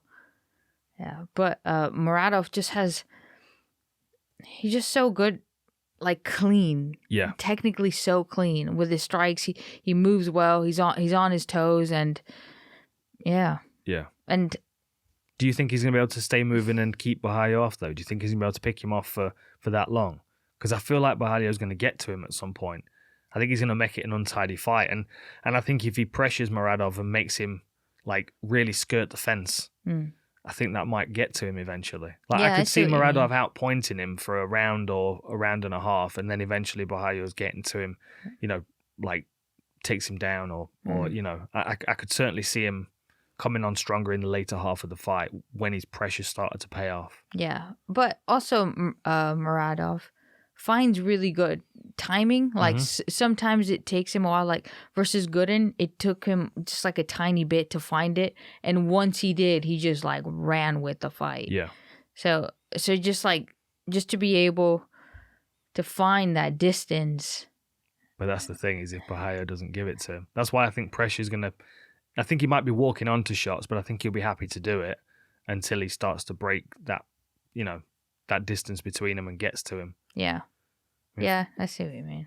Like I'm really, really struggling to pick it. I could see it being a really close fight and it being I could see just for instance, I could see Muradov winning the first round and Borja winning the second round, and the third round being and the second round being the one that's in question. Do you know what I mean? Yeah, I see what you mean. Like a split clear strong decision start type from of thing. exactly. Yeah. Like that middle round could be the dividing factor, I think. Yeah, I see. Yeah, I'm gonna go for Borrelli as well. Oh yeah. Yeah. Well, I'll go the other way then, because Free spirit. I don't know which way to pick, and I mean I think Muradov's got good counter striking on the inside, and I think that might be a value to him. It's just that's the question, is when I think it starts to sway back in the opposite direction, and whether Muradov's won enough of the fight by that point to Anyway, I'm going Muradov. So you going Borja? Okay. Main event of the undercard: Belal Muhammad against Sean Brady. I feel kind of bad for Belal Muhammad because he was in there with Leon Edwards. Yeah. Right, he was right there up at the top, and it was a no contest. And since then, he's fought Damian Maia and Wonderboy Thompson. He's beaten both by unanimous decision. Then he went on to fight Vicente Luque, another decision, over 5 rounds. And I don't feel like he's any closer to the belt. No. Well, in that Wonderboy fight, that should have been stopped. Yeah. In the first round, it was just like 40 seconds of him having Thompson flattened out, Herb looking at it, and him just punching away. Yeah. And then like Damian Maia's like 44, and Wonderboy's, I think Wonderboy's the same age. Well, he's 39. He's almost the same age as me. You know what I mean? It's like I feel like they're good wins to have. You know, it's cool at the end of your career to be able to say, yeah, I've got wins over Damian Maia and Wonderboy. Yeah. It's impressive, but I just don't feel like he got him any closer to the belt. Yeah, I don't know as he's gonna get any closer to the belt fighting Sean Brady. I feel like Sean Brady might be able to. I think he might slow down in the third round, and that's where Muhammad will start coming on. But I feel like Sean Brady's gonna be able to do enough, like he did against Chiesa. Yeah. Like do enough damage, win enough of the fight that even if he gets hurt really bad in the third round, he's still gonna pick up the scorecards. Plus, Belal doesn't have a lot of wins that aren't decisions. Exactly. He like wins a lot of rounds. Yeah. But I don't think he does it. I think Sean Brady can win 2 of these rounds. Yeah. For sure I do. He's so strong and has such good top pressure, Yep. and his grappling is just And he has good tattoos. And I'll tell you why that's important. he's not a free spirit, is that why? He's very much a free spirit of a different kind. He's very, very planned with his tattoos. Like, He knows what he wants. He's got his whole bodysuit organized. Like, he's clearly researching and picking out really good tattoo artists. That's a guy that, although he's body art might look chaotic. Yeah. He's gone about it in a very organized way. But it's a little bit annoying for me. Why is it? Gives you too much to look at. No, because I'm just straight looking at that thing that he has on his back, because he's always taking people down and putting pressure, and I'm not like focusing on what's happening. I'm just looking at that and like really big red having thing. A staring contest with his back tattoo. And I have to like rewatch it, and I'm just like, oh, focus on the hands or something. Well, I've just noticed that Belal Muhammad has got the nickname Remember the Name. Sean Brady doesn't have a nickname. So maybe his name could be Remember the Back Tattoo. Remember the Name should not be. I think Belal Muhammad is funny, and he has a really good Instagram. Yeah, he is a funny dude. But Remember the Name, come on, that's not a good nickname. I don't know. Isn't there a song called that? I think there is. Yes, I think I came out to it is. once. Dun dun dun dun dun dun dun dun. Maybe I don't know. Yeah. Anyway, so but that's like a hang on. 1990 song. Yeah, doesn't mean it's not good. No, I mean it's not it good. was good. Huh? We're not getting into music taste because there's some of the shit that you listen to, honestly. Like, no, it just that you've got that 2 music Blondie just... songs on your phone now. So when she plugs the phone into the car, that we get 2 Blondie songs over and over again. Like, it's either this or some fucking booty sweat thing that you listen to while you're on the air dying. Like, and I know, that's what you listen to, and that's why, because sometimes it'll connect to the Bluetooth speaker, and I'm listening to something, something boring like an audio book or a podcast or whatever, and then all of a sudden it'll be boom, boom, boom, boom, boom, boom, and I'm like, where's that coming from? And then I look over and you're on the air dial going, And I'm like, okay, I know where this music's coming from.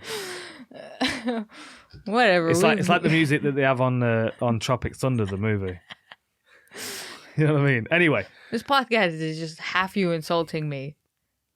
Well, it's the only time I get a chance to talk. When we turn the cameras on, this is the only time you give me an opportunity to talk. The rest of the time, you just being mean to me. So, but people don't know that, you see, because the cameras are off. Nah, people know. Okay.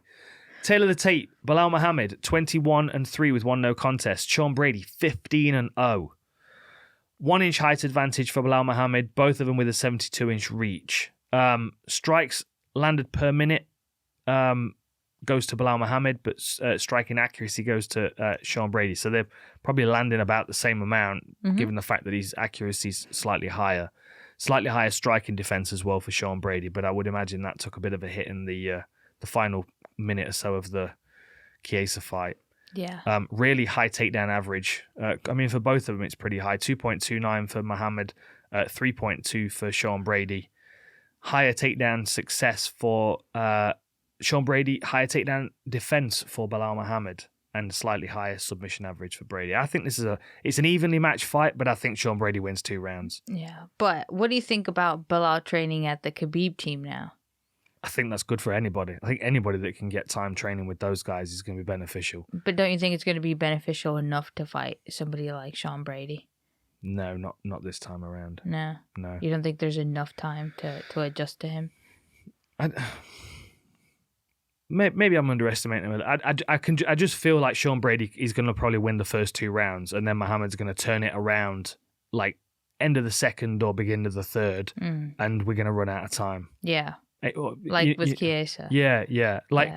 Maybe. I mean, Sean Brady's 15-0. It might get to the point when he's fighting over 5 rounds to see who can really push him. You know, because for the first, he's gonna beat almost everybody over the first 10 minutes due to his good or well-rounded technique, his smart decision making, and his conditioning. Yeah. You know. He's very strong as well, very physical. And I like the way he uses his hooks to trap legs in order to proceed to mount. He just uses them so well from, he'll scoot back to then you can react to then bring you all the way there, if that makes sense. And it's just really nice the way he does it. Yeah. I think he's Plus just... he beat Christina Aguilera. I just think he's all round well conditioned as well, and I think that's going to be an advantage for him early. I'm going Sean Brady by decision.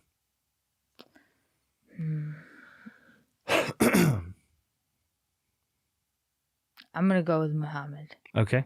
Yeah. Decision. Yeah, decision. Okay. Yeah. Okay. Right. Main card time. What a main card this is.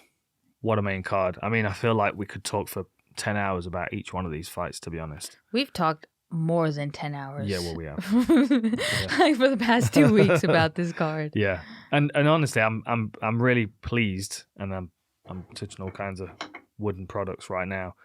I'm amazed that this card has stayed together the way it has. Yeah, absolutely. You know? I just hope we don't get any kind of, weird shifts at the end of this week, because this is a card I would really like to stay together as it is. Everybody matched up as they are. Okay, first fight on the main card, Katlyn Chookagian against Manon Fiorot. Yeah. Yeah. Manon Fiorot. Yeah. Okay. I think. My French hasn't gotten any better, to be honest, at all. I think it has. Well, the croissants that you're finding when you're out in Paris are getting better each time, so there is progress somewhere. Yeah, but that's not due to my French. That's due to my Googling. Oh, well. And cross-referencing. So you're not Googling in French, then? Anyway, we're going way off. Katlyn Chookagian, Manon Fiorot. Okay. Manon has a really cool karate style, like kicks, like side kicks to the legs, side kicks to the body, but is also so aggressive and physically extremely powerful. Like when she sees the finish, she's also just not going with 500 straight punches. Like they're combinations, and they're coming from different angles, and there's quite a venom to it. And with Chookagian, I just feel like she's so long. Her frame is such a handful to fight against, because not only is she really tall and rangy, but she has great grappling, is very flexible, good footwork, fundamentals. And yeah, it's just brown belt under John Danaher. I mean, what better credentials do you want than that? I just don't feel like she hurts people. I don't feel like I don't really see the capability of like 18 wins on a record, 2 by knockout, 1 by submission, 15 by decision. I feel like that's the deciding factor in this one. Like even Amanda Hebus, like she was hitting her hard in the first round. Yeah. And of course, like Chikagian won that 1 by split decision, but because she was more technical and she was able to outpoint her in the later part of the fight, she was getting hit with some big shots. And, you know, she did use her footwork well. She has got good boxing. And, of course, she's got that ground game to fall back upon. But I feel like the aggression of Manon Fiorot is going to be the deciding factor in this. She just looks physically more aggressive. Like I was surprised what she did against Mayra Bueno Silva. Like nailing her constantly with that side kick. And then you think back to Chikagian fighting Jessica Andrade where she got hit in the body and that was game over. Like that side kick over and over again. Like Mayra Bueno Silva had no answers for it. Like from about 3 minutes into the first round, she had no answers for it. And she's a really good striker and herself. she's very aggressive. Yeah. And, you know, like normally she's the one that's overpowering people, but she wasn't able to get close to her. Side kick, and then every time she stepped in, it was that 1, 2, 3 combination. Yep. Over and over again. And, you know, Mayra Bueno Silva was like, I'm okay. She's leaning forward. She's showing her face, but she couldn't do anything. She had no answers. Yeah, absolutely. And the one other thing I would say is every time Chikagian locked up with Amanda Hebus, she got head and arm thrown. And I could absolutely see her finding herself in the same positions as she did against Amanda Hebus, but I feel like Fiorot is more powerful and stronger than Hebus. yeah, definitely. Because Hebus also makes 115. Yeah. So, although she is also very strong. Yeah, she is very strong, but just a little bit smaller. And just not as imposing as Manon Fiorot. Yeah. Like she is ferocious. You know what I mean? Like that's like side kick.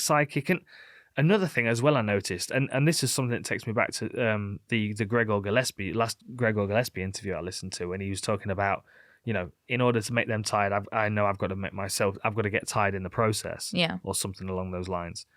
She gets to the point when she looks tired about 3 minutes in, like she's starting to breathe heavy, but then that pace never changes. She still maintains it. Like she's got a high work rate, and her opponents just don't seem to be able to get very close to her. And I think Chikagian's she's not particularly quick. She's got, let me have a look at the stats. She's most likely got advantages, height and reach. So Chikagian 18-4, Manon Fiorot 9-1. Chikagian's got a 2-inch height advantage and a 3-inch reach advantage. But then there's a strikes landed per minute, 4.5 for Chikagian, 6.6 for Fiorot. 10% higher with the striking accuracy, better striking defense, less strikes absorbed per minute, higher takedown average, better takedown defense. This has got Fiorot all over it. I think she goes 10-1 here, and I think she might even stop Chikagian late as well. I could see her wearing her down to the body and getting Chikagian to drop her hands. Then she gets that, like a Joanna TKO against the fence, standing, whap, whap, whap, whap, uppercuts, and Chikagian's just like, no more. That's what I'm saying. I'm going to go with Chikagian. Are you really? Yeah, I am. I just feel like experience will kind of play a part in this, and she might be able to implement a really good game plan for her.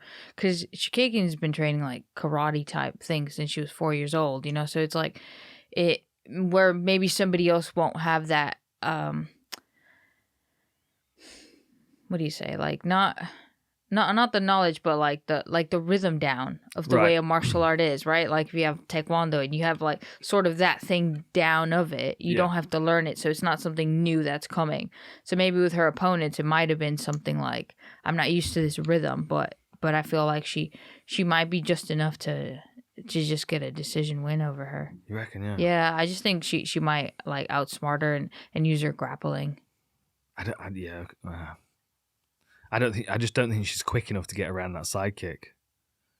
I think that's going to be the problem that Chikagian's going to have all night, is walking onto that side kick. And Fiorot kept nailing Mayra Bueno Silva.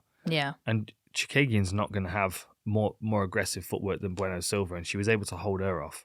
Mm. I think Ferro's going to be a contender in this division in a couple of fights' time. Yeah. Okay. Next fight on the card. So, this fight reminds me. So, I'm watching. I was researching these two guys, and I'm like, this one could be a celebrity death match. Sorry, Beneil Dariush against Mateusz Gamrot. What? Gamrot. I'm very excited about Gamrot being on the card. Yeah. 21-4 with one no contest. Sorry, with one draw for Beneil Dariush. 21-1 with one no contest for Gamrot. Both 5'10". Beneil Dariush has a 2-inch reach advantage. So I'm watching these two guys and thinking to myself, Beneil Dariush has got kind of a like. I'd imagine if I worked in a shop and he walked in, I wouldn't think he's a fighter. But Gamrot, I definitely would picture him as being a fighter of some sort. You know what I mean? He just looks or like any type of freak athlete. Exactly. Yeah, athlete, but like competitive, like aggressive. Even if he was a football player, he's like a sliding tackles and you know what I mean? Like absolutely. Like nastiness, like kind of tries to get at you in any way he can. Beneil Dariush is more like a chemistry professor or like a chess champion. And I feel like even though he can fight at a quite a quick pace, he would much rather fight at a pace where he can kind of, what's my next move? Yeah, like chess matches. Yeah, and I feel like Gamrot's got that. He's got that ability to fight at such a fast pace. Like the Kutateladze fight was awesome. I thoroughly enjoyed rewatching that. It was a really, really fast-paced fight. And I feel like if Gamrot can do that to Dariush, he's going to be able to find holes in his game. Because like Dariush is a good fighter, but he's a thinking fighter. Yeah. And I'm thinking to myself, okay, so if this is a celebrity death match, because I can pick... Like, I was watching Beneil Dariush, and I'm like, he reminds me of Jeff Goldblum. So Which one's that one? Jurassic Park Jeff Goldblum. There's life finds a way. So you got Jeff Goldblum on one side. Okay. And then on the other side, you've got Daddy's Home. You've got Mark Wahlberg in his leather jacket coming down the escalators, terrifying the hell out of Will Ferrell, who's at the bottom. So you know he's Mark Wahlberg, and then you've got, and I'm like, there's no way that Jeff Goldblum beats Mark Wahlberg in a fight. I just don't see it. It's not going to happen. Jamie's a movie buff. What would you say? Mark Wahlberg would win. Of course he would. So therefore. Oh, wow, this is so like logical. Yeah, I know. Yeah, I know. It's crazy, isn't it? I'm using science. It's crazy. Anyway, no, I genuinely think that Dariush is a very tough fighter, but I feel like this is just because he's 33 and he looks like he's like 40 something. He does look, yeah, and his body's not like as crazy cut as Mateusz as well. Yeah, you know, you're still making That's arguments for Gamrot. You're not doing any convincing for Dariush here. Oh no, but I'm saying like that's why it looks like that. Yeah, for your celebrity deathmatch. For sure. Yeah, for sure. Yeah, because Wahlberg's in good shape, isn't he? And you know, I just I think Beneil Dariush has got the skills to compete, and I think he's got the smarts and the fight IQ to compete. But I also, because Gamrot's not been in the UFC for quite as long, I feel like people will underestimate him based on that fact. Now, and I don't think they'll underestimate Gamrot. I think people are looking for Gamrot because do you think? I think Dariush was kind of. They didn't find him marketable enough, so they didn't really give him those like really good opportunities. Because, I mean, he's at a point where he should have been close to a title, yeah, or like, for sure. or like put into that direction. But then that's the other conversation, isn't it? Because he was told that he was the alternate for the main event. Yeah. So then he's doing a training camp where he doesn't know whether he's going to be fighting Gamrot because the main event holds together, or whether he ends up fighting Makhachev or Oliveira. Because of course, like I'm sure in the UFC's mind, they were like, you be the alternate because, and they've got somebody in mind who might not make it or might not make weight or whatever. Yeah, that makes sense. But it's such a like massive card as well. They probably put so much into it. Right. So they're thinking, right, okay, we'll have somebody as a backup. So Dariush has spent most of his training camp preparing for Gamrot, but in the back of his mind might think he's going to get a 5-round title shot against one of those two monsters in the main event. Yeah. So then Like, what does that do for your mindset, your preparation? And then Volkanovski comes out and says, no, actually, I'm the alternate. And he was like, I don't know, I'm so confused. Like, I was told this. But you don't think it might be a little bit better? Because Gamrot pace is like 5 rounds compressed into every round, to be honest. Yeah.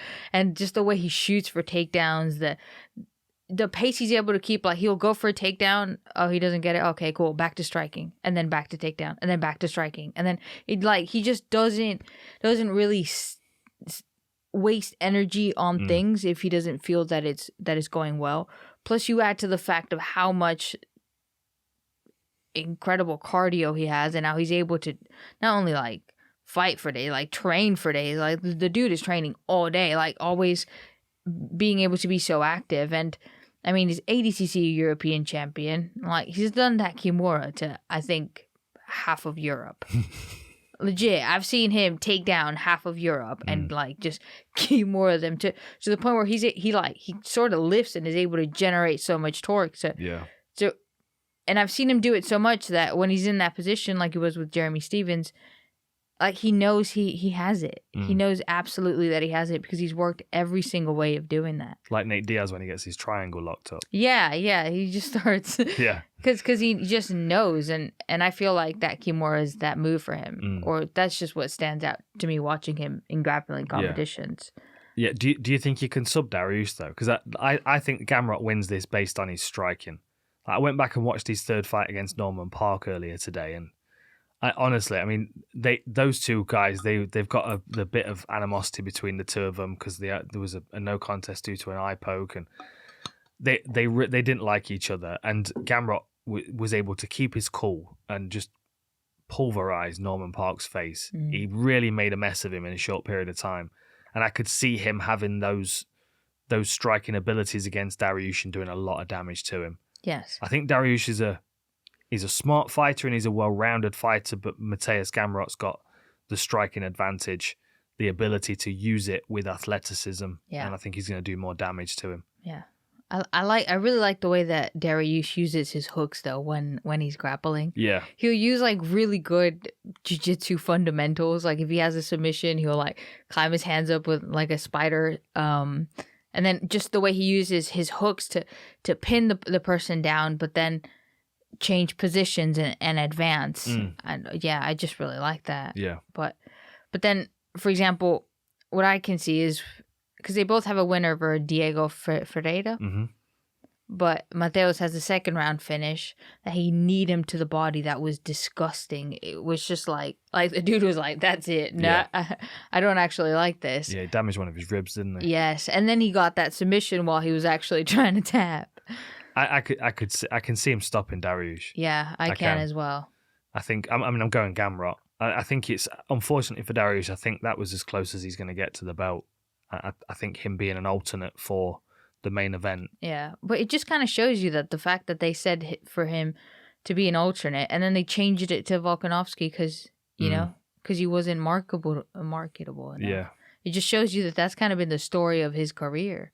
Yeah, like he's been getting these wins, and he's been beating these guys, and just continued to rank up, but they're not giving him that exposure because they don't see him as marketable, and Mateusz is. Yeah, and he's lethal. Yeah.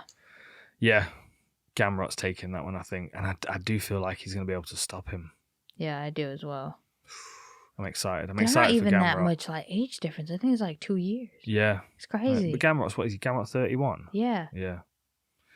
No, I'm taking Gamrot. I'm excited to see him progress. I think in the next 12 months we're going to see him probably take out a couple of big names and be primed for a title shot before the end of the new year. Yeah. The new year, 2024. Okay. Co-main event.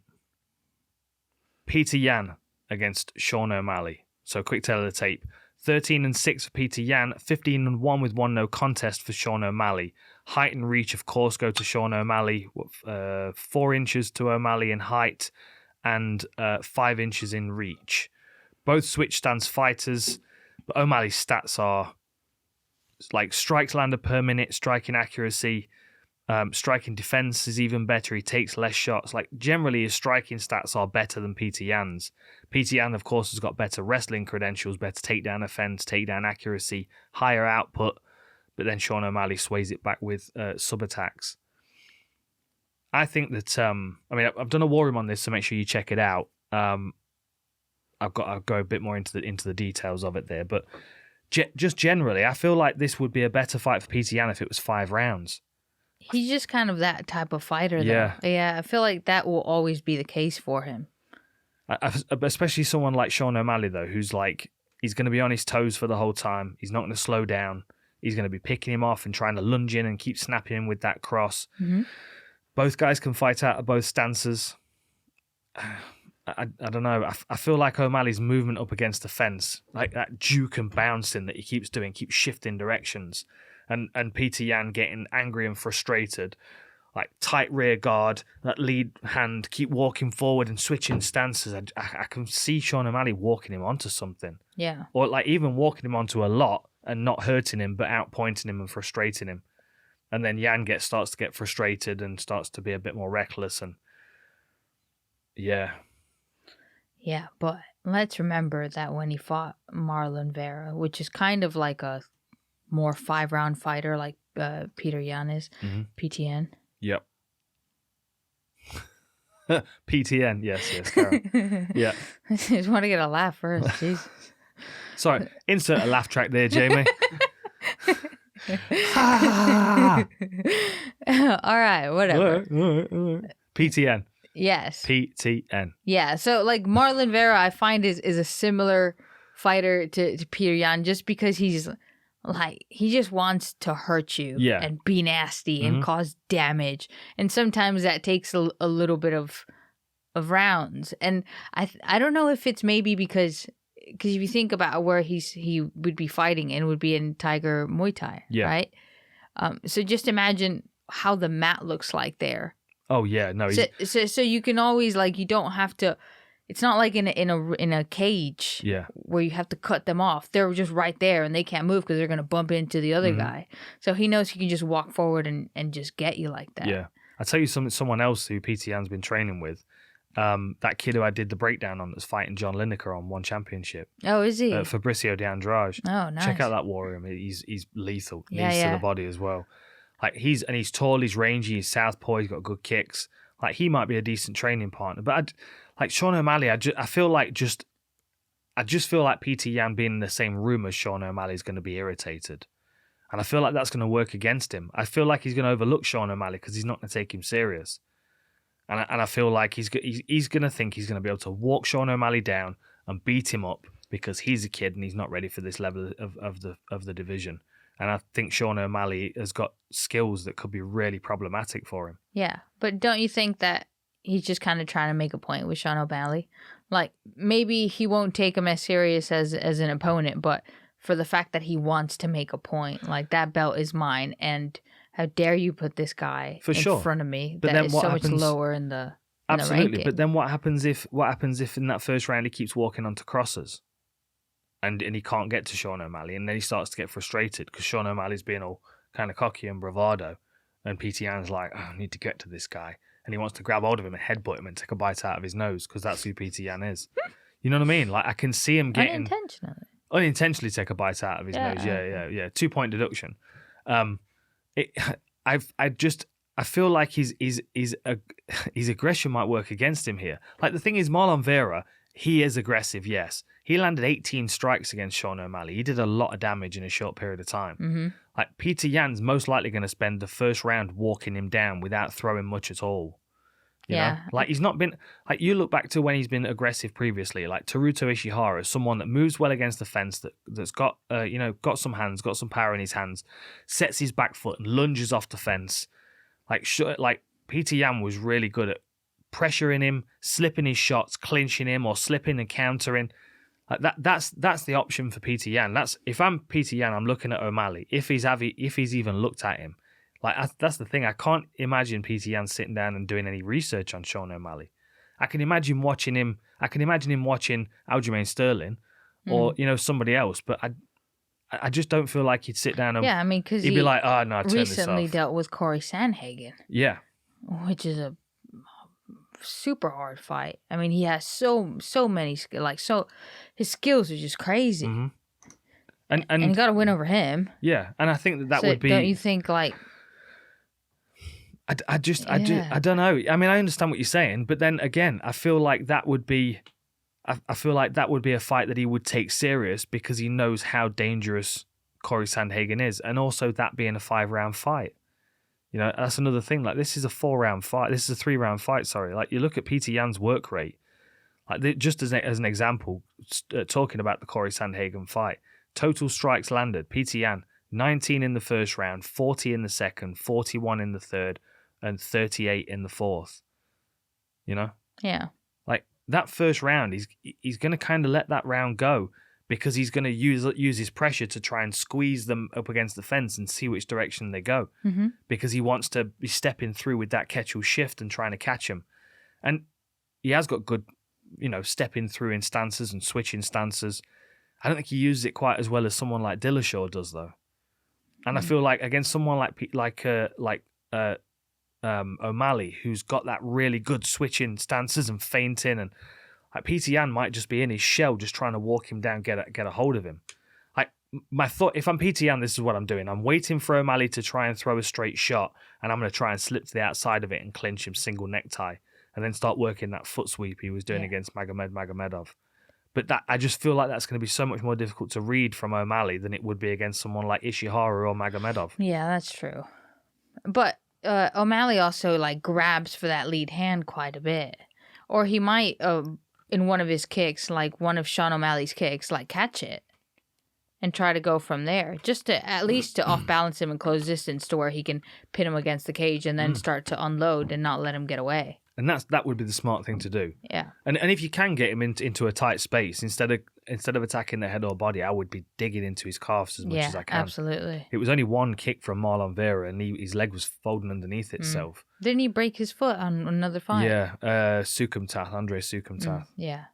And because that is such a big part of his game, if you can take away some of that mobility, that would really accentuate Petr Yan's pressure and footwork. Yeah. But it's just getting to him in 3 rounds, and I just don't. I can't picture Petr Yan taking O'Malley very seriously, and I think that might be his detriment, because I think he might find him quite a handful in the first round, start be walking onto shots which normally be able to slip out the way of and read, and I don't know. I could see O'Malley kind of picking him off to a decision. I'm picking Petr Yan, but. I'm just saying, I can picture that happening. Yeah, absolutely, I can see Sean. I don't think this is nearly as a lot of people are just kind of going, oh yeah, but no, he's like Petr Yan's just too much for him. And yeah, I can absolutely agree with that. But I can't count Sean O'Malley out. Like the way that he just kind of slides into range, and he's not. This is the other thing as well. Like most of the time, Petr Yan's dealing with people that throw straight, so he's slipping off the center line. He knows where they are, but O'Malley drifts. He drifts across the center line with his shots, which is so difficult to it. Like you've got to take space away from him to know where he's going to be. I'm picking Petr Yan. Yeah, but I think he's gonna have to work hard for it, or he's got to do damage to his legs. Interesting one though, really interesting one. So you're Petr Yan as well, are you? Yeah. How do you think he's going to take it? I think he might knock him out. Do you reckon? Yeah. Yeah. What, first, second, third? Second. With what? That stepping through overhand. Yeah, that Golovkin punching down your forehead. Yeah, I can see it. Nasty. Okay. Co-main event. Aljamain Sterling against TJ Dillashaw. So this is for the bantamweight title, of course. Aljamain Sterling is defending against the former champion TJ Dillashaw. Quick tell of the tape: 21-3 for Aljamain Sterling, 18-4 for TJ Dillashaw. 1-inch height advantage for Sterling. 4-inch reach advantage. Higher striking output for Dillashaw, lower striking accuracy, more strikes absorbed per minute. Pretty much completely even when it comes to wrestling as far as the statistics go. Higher takedown defense for Dillashaw, but they've both got 23 takedowns in their career. 1.71 takedowns per 15 minutes for Aljo, 1.63 for Dillashaw, but his success rate's slightly higher. So, personally, I feel like Dillashaw is going to be able to manage the wrestling exchanges and stop Aljo being able to use it as a big part of his game, which is going to make Aljo move laterally and throw kicks. And then Dillashaw is going to be able to close him down, take his kicks away, and make him shoot out of pressure. Yeah. Like, I'm excited for this one, but I am always more excited to see TJ Dillashaw because I feel like he wants to fight more. I don't feel like Aljo really wants to fight too much. I feel like he wants to win and compete, but when he's under pressure, he does things that make me nervous, like ducking onto kicks like he did against Marlon Moraes. Yeah. Well, versus Petrosyan, it was like he was just drifting, like just dipping his head to the left, just over and over again, and it looked a little bit uncovered. And like you said, that kick was there, but even the commentators were like, "Oh, he has to be careful." I mean, he looks a little bit labored in that like entrance, which is dangerous to do. Yeah. But he is also like I really like his grappling and his frame for his grappling, if that makes sense. He's really adapted his style of grappling to suit his frame. Like very long legs, really good at getting figure four like a figure four on the back. Yep. Also has that Sulo stretch win, which is really cool. Yeah, and when he was fighting Petrosyan, the way he was able to like off balance him and get that mount, it was kind of like he like. Yeah, for sure. I mean, you know, it wasn't anything traditional. He just kind of like just clamped onto him. Wrapped him up. Yeah, like I can absolutely see Aljo being able to take Dillashaw down and then take his back in a scramble and slow him down that way. I can see him winning rounds based on what he did against Petrosyan. You know, taking his back and holding him, beating him up and threatening his neck. But I don't feel like he can do that for 25 minutes. I feel like he might be elusive in the first round. He's going to be throwing loads of kicks and level changing. And I feel like Dillashaw's going to be able to block those kicks and stuff his takedowns. And then he'll just slowly kind of take that space away from him. And then he's going to be able to force Aljo to start ducking onto things. And I think he's going to walk him onto that left head kick. I can see it being a very similar knockout to the one against Marlon Moraes. And you look at TJ Dillashaw's record, like what he did to Barao when he won the belt, got him to slip out the way of the left hand. And then what he did, I talk about it on the War Room, Issei Tamura, one of his earlier fights, it was kind of the same knockout pretty much that Aljo got caught with. Slipped him onto his knee when he was throwing a kick. I think Dillashaw is more aggressive, and I think he's just generally more well-rounded and more confident to use his well-roundedness. I think Aljo sometimes fights a bit out of panic and a bit out of desperation, and I don't think that's a good look for him against Dillashaw. Yeah. And, you know, and think what you will about the Dillashaw-Sandhagen fight, because I could have quite easily scored that for Sandhagen. I personally did. Yeah. I mean, it was a hell of a fight, but even if you can score it for Sandhagen, you can't say that Dillashaw didn't put up a hell of a fight. And I think that version of Dillashaw beats Sterling. Yeah, and that was the version that was 2.5 years out, and that was coming back for the first time. Now he had that kind of like fight out of his system against somebody that was so tough.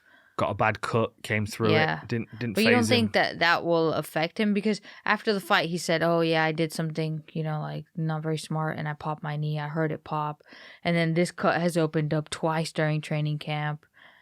Oh yeah, So I don't know how much that will play into it. Do you think Aljo can cut him though? He just doesn't seem to hurt people. I mean, it was only like he just doesn't seem to hurt people. Yeah, it was a while ago, but still. Yeah, the one thing we did mention when we were talking the other day is that weight cut to fight Cejudo down to flyweight. That can't have been good for him physically. I just think like solely. Yeah.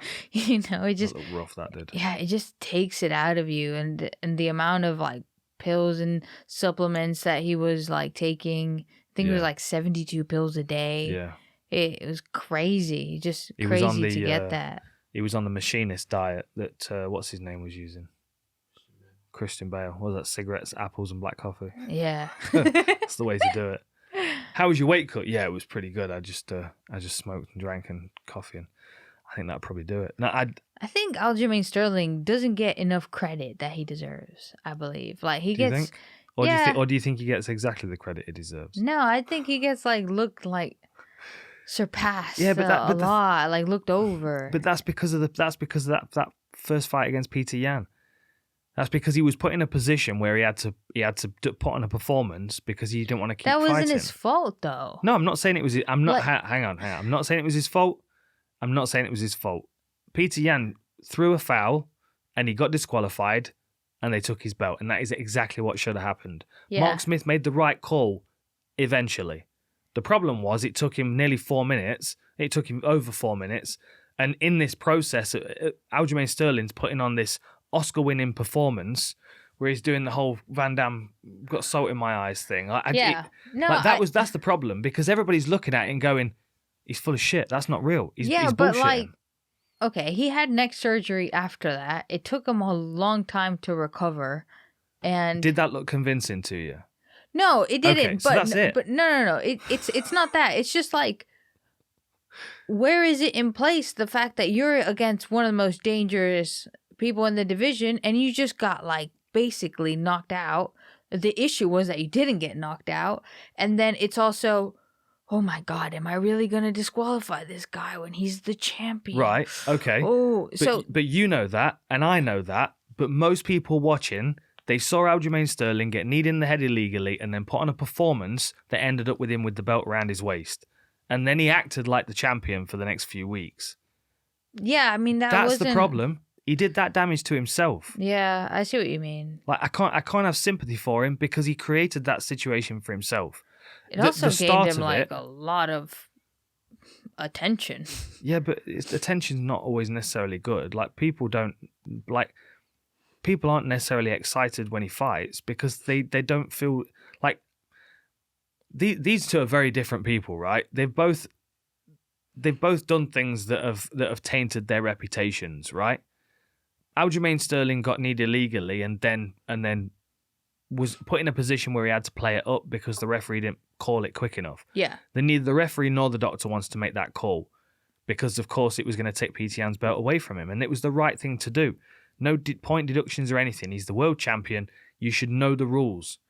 Like he knew he was a grounded opponent because he would have thrown a knee earlier otherwise. Like you can spin all kinds of nonsense around it. It was an illegal shot and he got his belt taken from him. The problem was that it took 4 minutes to get to that stage and Aljamain Sterling's doing this whole rolling around on the ground. And here's a different, for instance. If Anthony Smith had been put in that position and he'd have done that same thing, people would feel the same about Anthony Smith winning the belt off John Jones. It doesn't matter whether it was the right thing to do because you look back and you go, well, Anthony Smith then deserves the belt because he was kneed illegally and he probably shouldn't have continued. But he chose to continue.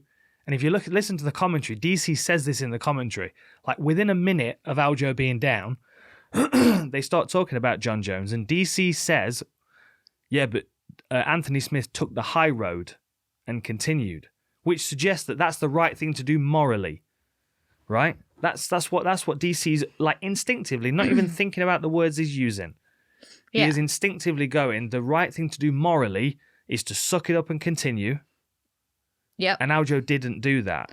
And he ended up with the belt. That's why people don't like him. Okay. But before, I feel like UFC before was a little bit more like, let's all fight all the time.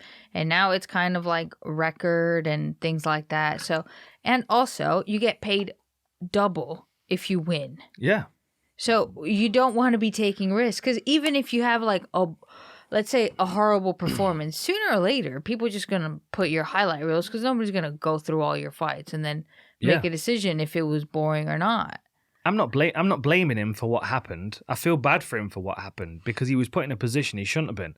Like what you don't want is to put someone who's known for being tough and durable. Like everybody that is on the UFC roster is automatically in that category in society. You're a cage fighter, you're a UFC fighter, you're a professional fighter, whatever society views it as, you're a tough person, right? So then when you see a tough person pretending to be hurt, immediately you check out because you don't watch Ultimate Fighting Championships to watch someone pretend to be more hurt than they are. Yeah.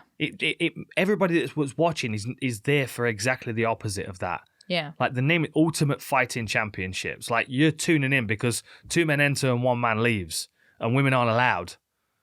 Do you know what I mean? Because that's what the UFC was back in the day. It was like male-dominated blood sport, and the fans have not evolved too far from that, at least instinctively, right? Yeah. Like if you've got an arena with 20,000 people in it, and you see in a Tyron Woodley Damian Maia kind of fight, and everybody that's all beard up is sick of this because they know that neither of these guys are there to scrap and bleed and try and knock the other one out or get knocked out. Mm-hmm. It just doesn't feel like that fight. And people there, even when they're drunk, they feel it instinctively. They're like, this is bullshit. He doesn't want to be in there. I'm not buying this. Yeah. And that was the same feeling that you got from Aljo.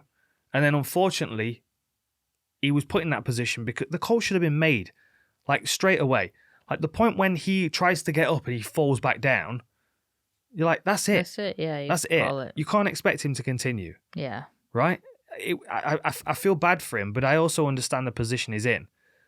Like, was it Justin Gaethje? He got the interim title. Mm-hmm. He took it off and he put it on the floor of the octagon and he left.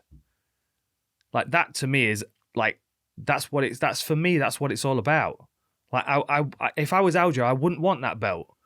I won't be like being held up and kind of fake crying. I didn't want it like this. But fucking I've got it now. I'm champ, and I'm gonna make sure everybody knows about it on my Instagram for the next 6 months. That's why people don't like him. He's kind of dug that hole himself. Yeah. And I don't think that this fight against TJ Dillashaw is going to help because Dillashaw's on the other end of the spectrum where he tried too hard to win, right? Stepped out of the line and was on EPO and shouldn't have been doing that. Like, that shows me a commitment to, I need to win.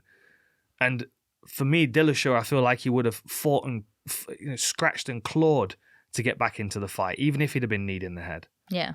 Like, you could knee Dillashaw full power in the head and cut him like he was against Corey Sandhagen, and he would be pushing the doctor out so he could continue.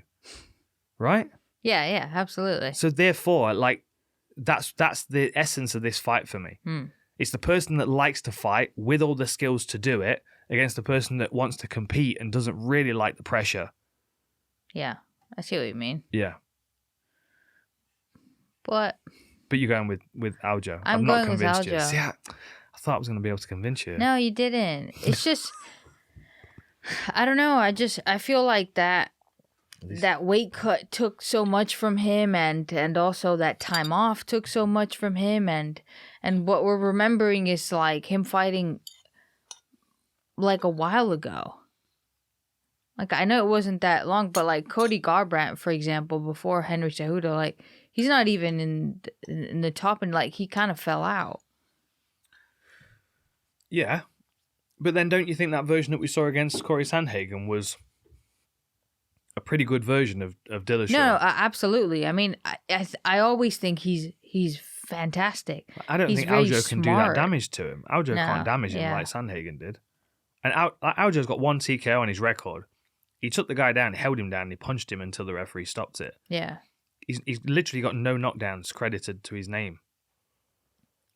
And Dillashaw's very clever when he's like with his footwork and when he's striking. I saw this video that he did like a leg kick to spin the guy to catch him with a right hand, and I was like, oh, that's so slick. He's also very good at catching people's kicks. Yes, he did it to Vaughn Lee, he did it to Corey Sandhagen when he went with that flying knee. Mm-hmm. Catches people in the air and slams them. Like, he's going to be able to see these kicks coming from Aljo. He's going to be able to see these kicks coming. He's going to be underneath them, pick him up, twist him, slam him to the floor, even if he doesn't follow him there. But you don't think he might get caught in like a giving up the back, or because Aljo searches for the back constantly as well. He also searches for the fence constantly with his back. I just think Dillashaw's going to be too much for him, too aggressive for him. I understand what I think Aljo's got the skills to beat him. Absolutely, he's got the skills and condition to beat him. This is a 5-round fight, and it's most likely going to go into the championship rounds, and I feel like Dillashaw's going to squeeze him to the point when he's going to be uncomfortable. And that's when we're going to start seeing him shooting for lazy takedowns, reaching, ducking his head off to one side, throwing really highly telegraphed kicks, and Dillashaw's going to slip him onto that left head kick. Yeah, I think you've convinced me to go with Dillashaw. Yeah. Make good points. And the other thing as well is, then we get Dillashaw against Petr Yan or O'Malley. potentially. I want to see Dillashaw against Jan, though, really. Both switch stance fighters, both close-range boxers, both good grapplers. Yeah. I think Dillashaw's going to do it. I think he takes the belt. Mm-hmm. Yeah. And I think it might be a decision, but I do think he's going to be able to, yeah. He's going to be too much for Aljo, I think. Yeah. Okay. Main event time. Yes. So, Charles Oliveira against Islam Makhachev. Let's quick tailor the tape. So, Charles Oliveira 33-8 with 1 no contest. Islam Makhachev with 22 wins and 1 defeat. Both 5'10". Charles Oliveira has a 4-inch reach advantage. Southpaw v Orthodox, which I think is a very interesting talking point in this one, for a variety of different reasons. So, strikes landed per minute, of course, goes to Oliveira. Striking accuracy goes to Makhachev. Strikes absorbed per minute is really, really low for Makhachev. Like 3.18 for Oliveira and 0.84 for Makhachev. Oh no. 68% striking defense. Like this is my concern, because Charles Oliveira, he gets hit, he gets dropped, he gets bloodied, like he gets clamped onto stuff and he squeezes the life out of himself, and it doesn't always work. It has in his last several fights, but you go back far enough, especially when he's had problems with the scales before. Yeah. And he just squeezes his arms out. He looks like pretty jacked. Yeah, he does. He looks in good shape, though. Yeah. He doesn't look like... I wouldn't say he looks like there was a photo that came out a while ago, like a few weeks ago, where it was a black and white photo where he was sitting looking at the belt, and he was sitting in a chair, and he's got like a newly tattooed arm. Mm-hmm. And I looked and I thought to myself, he looks like a big middleweight. And I thought, and straight away I'm thinking, this travel to the Middle East to compete. What is he fought? He's fought in New Zealand, and then most of the time he's fought Canada, North America, and South America. Yeah, to which Abu Dhabi's about 20 hours from Yeah. Sao Paulo. Yeah, I mean, he looks good. He looks good, but he also looks like he's enjoying himself and walking around. I don't know whether he's enjoying himself because he's comfortable and he's close to the weight and doesn't have much to cut, or whether he's just staying comfortable until he has to cut the weight, and then he's going to be really uncomfortable. Yeah, I think. Well, because I've been on the same card as him, and I just, what do you call it? When you're cutting weight, like the day before a weigh, and you have this hotel room where it's designed for you to train throughout the week and stuff, and a lot of people sometimes do baths, sometimes do sauna, but I see him doing a lot, like he'll hit pads and then go into that single sauna thing. Yeah. Yes, and then just lay down, but... He's looked always rough. Yeah. He struggles with weight, really. Yeah, just you see him and you're like, oh, that can't be good, because he's already so lean. My concern for him in this one is giving too much in the first couple of rounds and Makhachev still being there. Yeah, because I think honestly this has been. I still don't really have a pick. I really don't. Like, I can go back and forth. I can make an argument, and I won't be confident until I can see Charles Oliveira on the scales. Because I don't think Islam Makhachev's going to not make weight. I think even if it's a hard weight cut, he'll be ready to do it. He'll have the people around him to make sure he's on track. Yeah, absolutely. And they'll make sure that he makes weight, And I think, like, you look past in the past of Charles Oliveira's career, and you go, what? So he missed weight against Cub Swanson. He squeezed the life out of his arms, and then he got stopped. Then he did the same thing to Pettis. I don't think he missed weight on that one, but it was probably a struggle because he came in the next fight 10 pounds over. Yeah. Against Lamas, and he got guillotined again. And then the times, like, he has missed weight and won. Like, he beat Miles Jury, but that was in the first round, so you don't really know what the weight cut would have done to him if it had gone deep. Yeah, of course. And then you see him fight Jeremy Stevens, which was a weight miss, and he won the first 2 rounds and then really struggled in the third because he gassed. Yeah. And I keep going back to that. I'm like people go, oh, well, you can't bring up his losses at featherweight, and you can't bring up the fact that he missed weight, etc., blah, blah, blah. But, like... Yeah, you're saying it more as like a pattern. It's not because of a skill thing. It's because he's just grown too much for the division, and then that's where he starts to struggle because weight cuts are extremely horrible. Yeah. And you put yourself to be like a chicken in a soup the day before, and then the day after you're supposed to give the best performance of your life. I don't know how that, like, you get a bad night's sleep and you're in a bad mood for a whole week. Yep. You know what I mean? So the question is... To go from that, it's not skill-wise. No. It's just... That's my concern. Yeah, I see what you mean. Is he going to have a chicken soup performance? And is he going to... Because he might be dominant in the first round. I think he's going to be really aggressive. Yeah. I think, like, because he was against Poirier, he was against Gaethje. He came out against Poirier through a skip knee to an elbow. Came out against Gaethje and, you know, what did he do? He tucked his leg up, missed a low kick, closed him down, hit him with a right hand in 10 seconds, and Gaethje was already hurt. I can see him starting really fast against Makhachev. Skip flying knee up against the fence, level change, take him down. I think Makhachev's going to be under pressure in the first round, and I think Oliveira might be really close to finishing him a couple of times in the first round. And he might even be able to go back to his stool and look all right and come out in the second and do the same thing again. I just don't think he can do it for 25 minutes. We've never seen him do it for 25 minutes. I don't doubt that Makhachev can slow the fight down and make it a controlling, methodical beatdown. Yeah. And I think as long as he weathers that early storm from Oliveira, he might be able to get it there. Yeah, I see what you mean. But have you watched The Anatomy of a Fighter with Islam? I haven't watched it yet. No. Well, I saw it was like a 3-part thing. Yeah. But it was... They do such good work. Yes, they do. It's beautiful. Shows. Yeah. I thought I was going to learn wrestling techniques, but it was just Khabib yelling at people to play football. Oh, they're not going to give you anything on those. They're not going to give away secrets, especially not before this fight. They don't want Charlie Olives to be sitting doing his research in his hotel room. Yeah, but anyway, it was just like Javier, coach Javier. Yeah, Javier Mendes. Yeah, and Khabib just telling him like, oh, like you don't have to prove that you're better than him in like striking. In regards to I think Bobby Brown. Mm-hmm. Bobby Green. Bobby Green, yeah. Sorry, just like I was thinking of Matt Brown at the same time. Yeah. I don't know. I just made that. But it was just like him telling him that, and Khabib like, yeah, you don't have to prove it, which I don't think you'd have to tell that to Khabib. Yeah. Khabib was like, I don't care, I just want to win. Yeah, and I think Makhachev does. I think Makhachev is going to be ultimately focused on just doing whatever he has to win, because that's the other thing as well going into this for Makhachev. Like Oliveira is the former champion that lost his belt in the last weight cut. Makhachev's going in for his first title shot, but this isn't Oliveira's belt, and this isn't the lightweight belt. It's Khabib's belt. Yeah. You know, and Khabib's in the corner. Like, we know how dominant Khabib was when he got the belt, he retired. Like, in Islam's mind, he's going to collect this belt for the team. And I think that puts a lot of pressure on him. And I also think that because Olive starts very, very quickly, we might see Makhachev in positions where he is under pressure and he is struggling. And Oliveira gets hit, gets dropped, comes back 30 seconds later and puts the pressure. Yeah. I mean, it literally is like goldfish memory. But on the other side, Makhachev, what is he? He's got knocked out once and he got dropped against Davi Hamos, didn't he? Yeah. Got put down on a knee for a moment.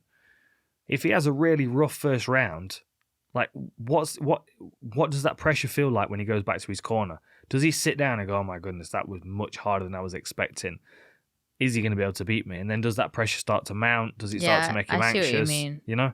Because Oliveira's mentality is, I think it's bulletproof until he gets really tired. You know? Like, I don't think you can break him until he's already broken himself by trying too hard.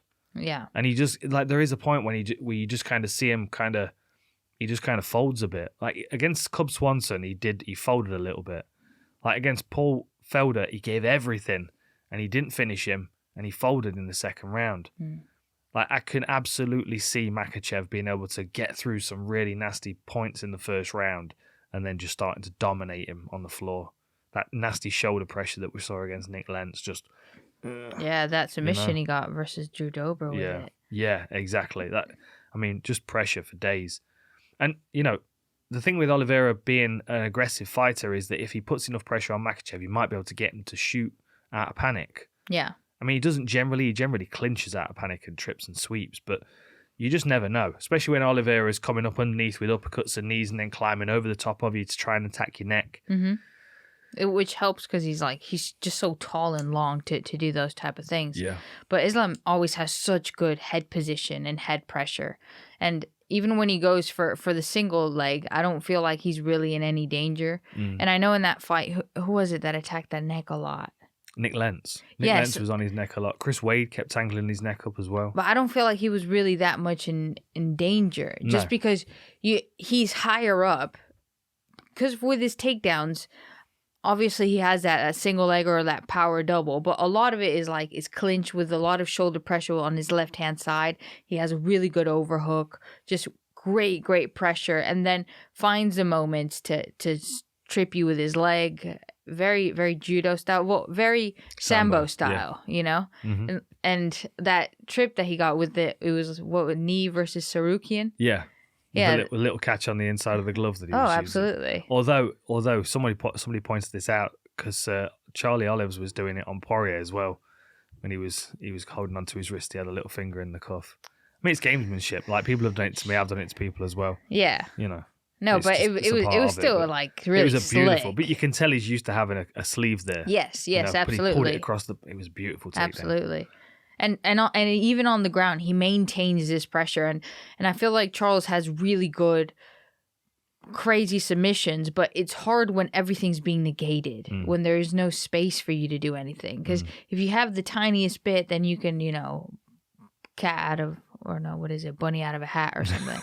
Rabbit out of a hat. Yeah, that one. A cat out of a hat. Yeah, I don't know. Cat ate the bunny. You don't know what people are doing nowadays. Things are getting extreme. Yeah. But like, he doesn't allow much space for that. So versus Sarukian again, when he was holding him against the fence or like pressuring him, it's not only that he pressures you and then does the takedowns. First of all, he's compressing the life out of you and then taking you down. So when you're down, you're just kind of like, oh my God, I can breathe. You're not even thinking about defending or anything else. And then comes the pressure, you know, and it's so constant, and it's gotten so much cleaner. Yeah. So much more systematic when he does it, when he's in half guard. Good shoulder pressure, good control of the spine with the other arm. All the leg binding and wrist control and stuff still, and the ground and pound, but not to like, it's not like he has it and he's just like, ah! Yeah. You know what I mean? It's just like, and because the fact that referees let him stay for a little bit longer in positions because they know that he's really good at that. So kind of like when Mackenzie Dern fights, you're going to let her stay longer in grappling positions, right? Because you know it's not, you know they're working for something. And I feel like he does that really well. And if an opponent has like a butterfly hook or something, he rides it and he will smash it. It's really hard to get stuff off him. And as well, if you're trying to get up, he just has so much instinctual holds. Like a head and arm is just natural for him. He doesn't really have to think about these type of things. Yeah. I feel like all he's got to do is he's got to be patient and work Charlie Olives over until he's a bit tired. Yeah. But I think that's going to be difficult, but I think it's going to be made easier if the travel and the jet lag and the weight cut are problems that Oliveira is dealing with already. I'm not going to be confident in my pick until I see him on the scales, genuinely. Yeah. Which way you go? I don't know. Because I feel like in that, well, there's two things that obviously stand out in terms of this choice, right? Which is, one, the knockout loss that he has. And the reason it stands out is because he does that left-hand step through quite well. And then he tries to reach, further down in the card, that fighter that catches opponents as they angle off. So he just has that ability. But when he did that, he dropped his hand while doing it. And then he repeated the same combo and got caught. And it just, these tiny little things, because he does so much of his game is with kicks, and he's a southpaw, so he knows that southpaw orthodox game really well, and he moves to the inside of the foot with the kicks. And then when he goes to shoot for a takedown, that foot goes out, and you don't notice it because it's usually the kicks that are coming in that direction. And it's just the most subtle change, but he now has a full force to take you down, take you to the cage or whatever. And then I just feel like Chris Wade had really good reversals versus Islam. Attack Kimura's really well, which is something that, the guy with the most submissions in the UFC can do. Which Charles Oliveira versus Gaethje was just he doesn't really use Kimura as much, does he? That's a surprise, actually. I would imagine that'd be a part of his game that he would. It's pretty much all neck attacks for him. He's got the triangle armbar against Darren Elkins, and then a triangle against Andy Ogle. But all of his other submissions, calf slicer against Eric Wisely. All of his other submissions are neck attacks, rear naked chokes, or head and arm, guillotine, anaconda type things. Yeah. So choose. I'm very, very gently leaning towards Charles Oliveira, just because I feel like there are so many different ways for him to win. It's such a big moment for Makhachev. I feel like that moment, that pressure might get to him a little bit. And I feel like if he's under pressure early, at some point he might put his head in a position where Charles Oliveira can wrap it up. Yeah. And I just think there's just nobody better in the UFC with that kind of stuff. I feel like that's the most likely thing to happen. But then the point where it backfires is if he's squeezing on that neck for a minute and a half, and he blows his arms out, and he's had a hard weight cut, and then he doesn't come back in the second round with anything to offer. Yeah, I can see you know? that. Mm-hmm. I think the longer the fight goes, the more it leans in Makhachev's favor.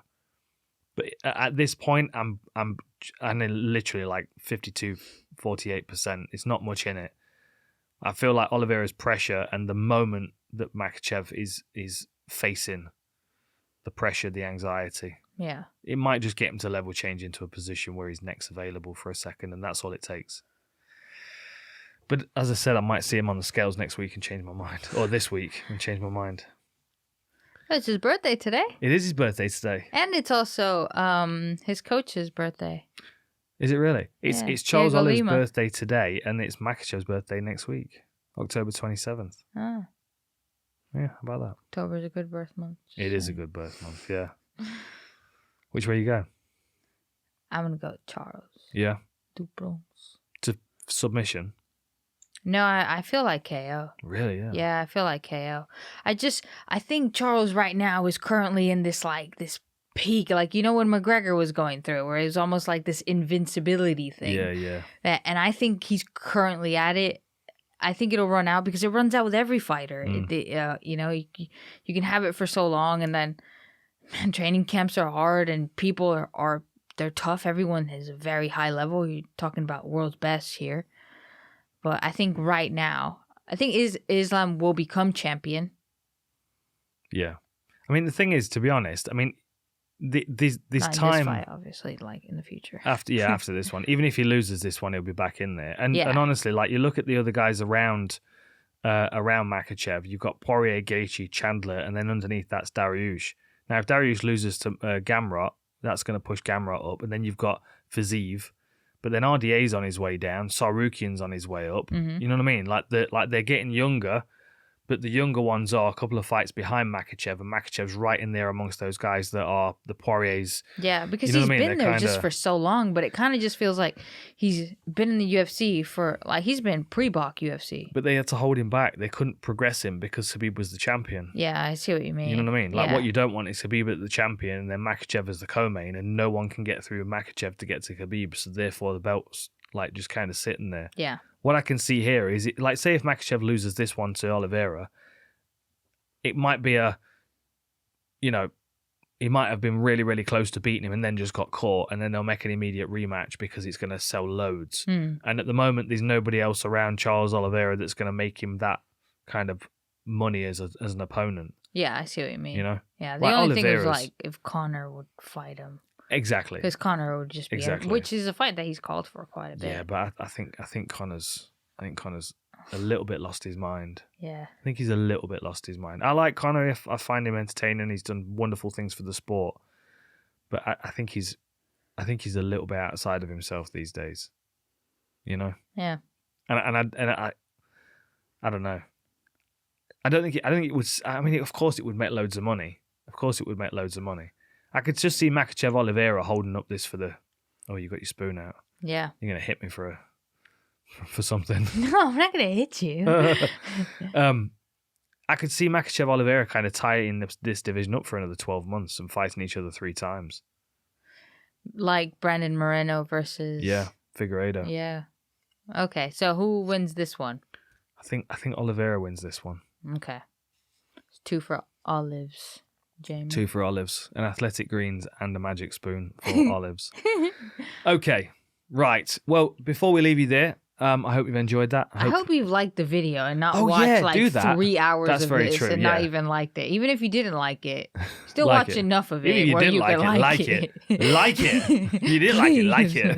And subscribe, man. It's like what, like 20% of people watch it? I think or... it's like 27% of people that watch the videos are subscribers and Yeah. the rest are not. So we're going to try and get our subscriber base up to 250,000. That's the goal. And it's been rolling a couple of last days. We want another plaque. We want another plaque. So it could be on my side. Okay. V needs a plaque. Yes. Hashtag V needs a plaque. Give us a like and a subscribe and tell all your friends about the podcast and get them watching it as well. Quick shout out to our sponsors before we go. So, of course, we have Athletic Greens. I'll just remove Yoda for a moment.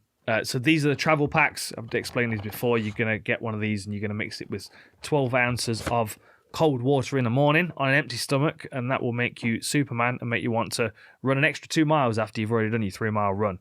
To make it easy, Athletic Greens is going to give you 1 free year's supply of immune-supporting vitamin D and 5 free of the travel packs, which V's trying to steal off me right now, with your first purchase. All you have to do is go to athleticgreens.com/outlawed. Again, that is athleticgreens.com/outlawed to take ownership over your health and pick up the ultimate daily nutritional insurance. And if Andrew Human says it's good and he tells you to get out and walk in the mornings and get some sunshine and do some deep breathing and all that, and to have Athletic Greens, then get on it. You can clear out your supplements. NFS approved. That is something else that's worth mentioning as well, because obviously we have some young fighters listening to the podcast and stuff. And that will... good to go. Certified. No problem taking it. Yeah, don't have to worry about your USADA testing or anything like that. It is really good stuff. Just get it in your system in the morning. It's easy to absorb because, of course, it's powdered, mixed with water, straight in. You've got that base level covered, your 75 vitamins, nutrients, minerals, etc., your probiotics, all things for gut health, mental focus, etc. And our other sponsors, which I'm going to get into another bowl of in a moment.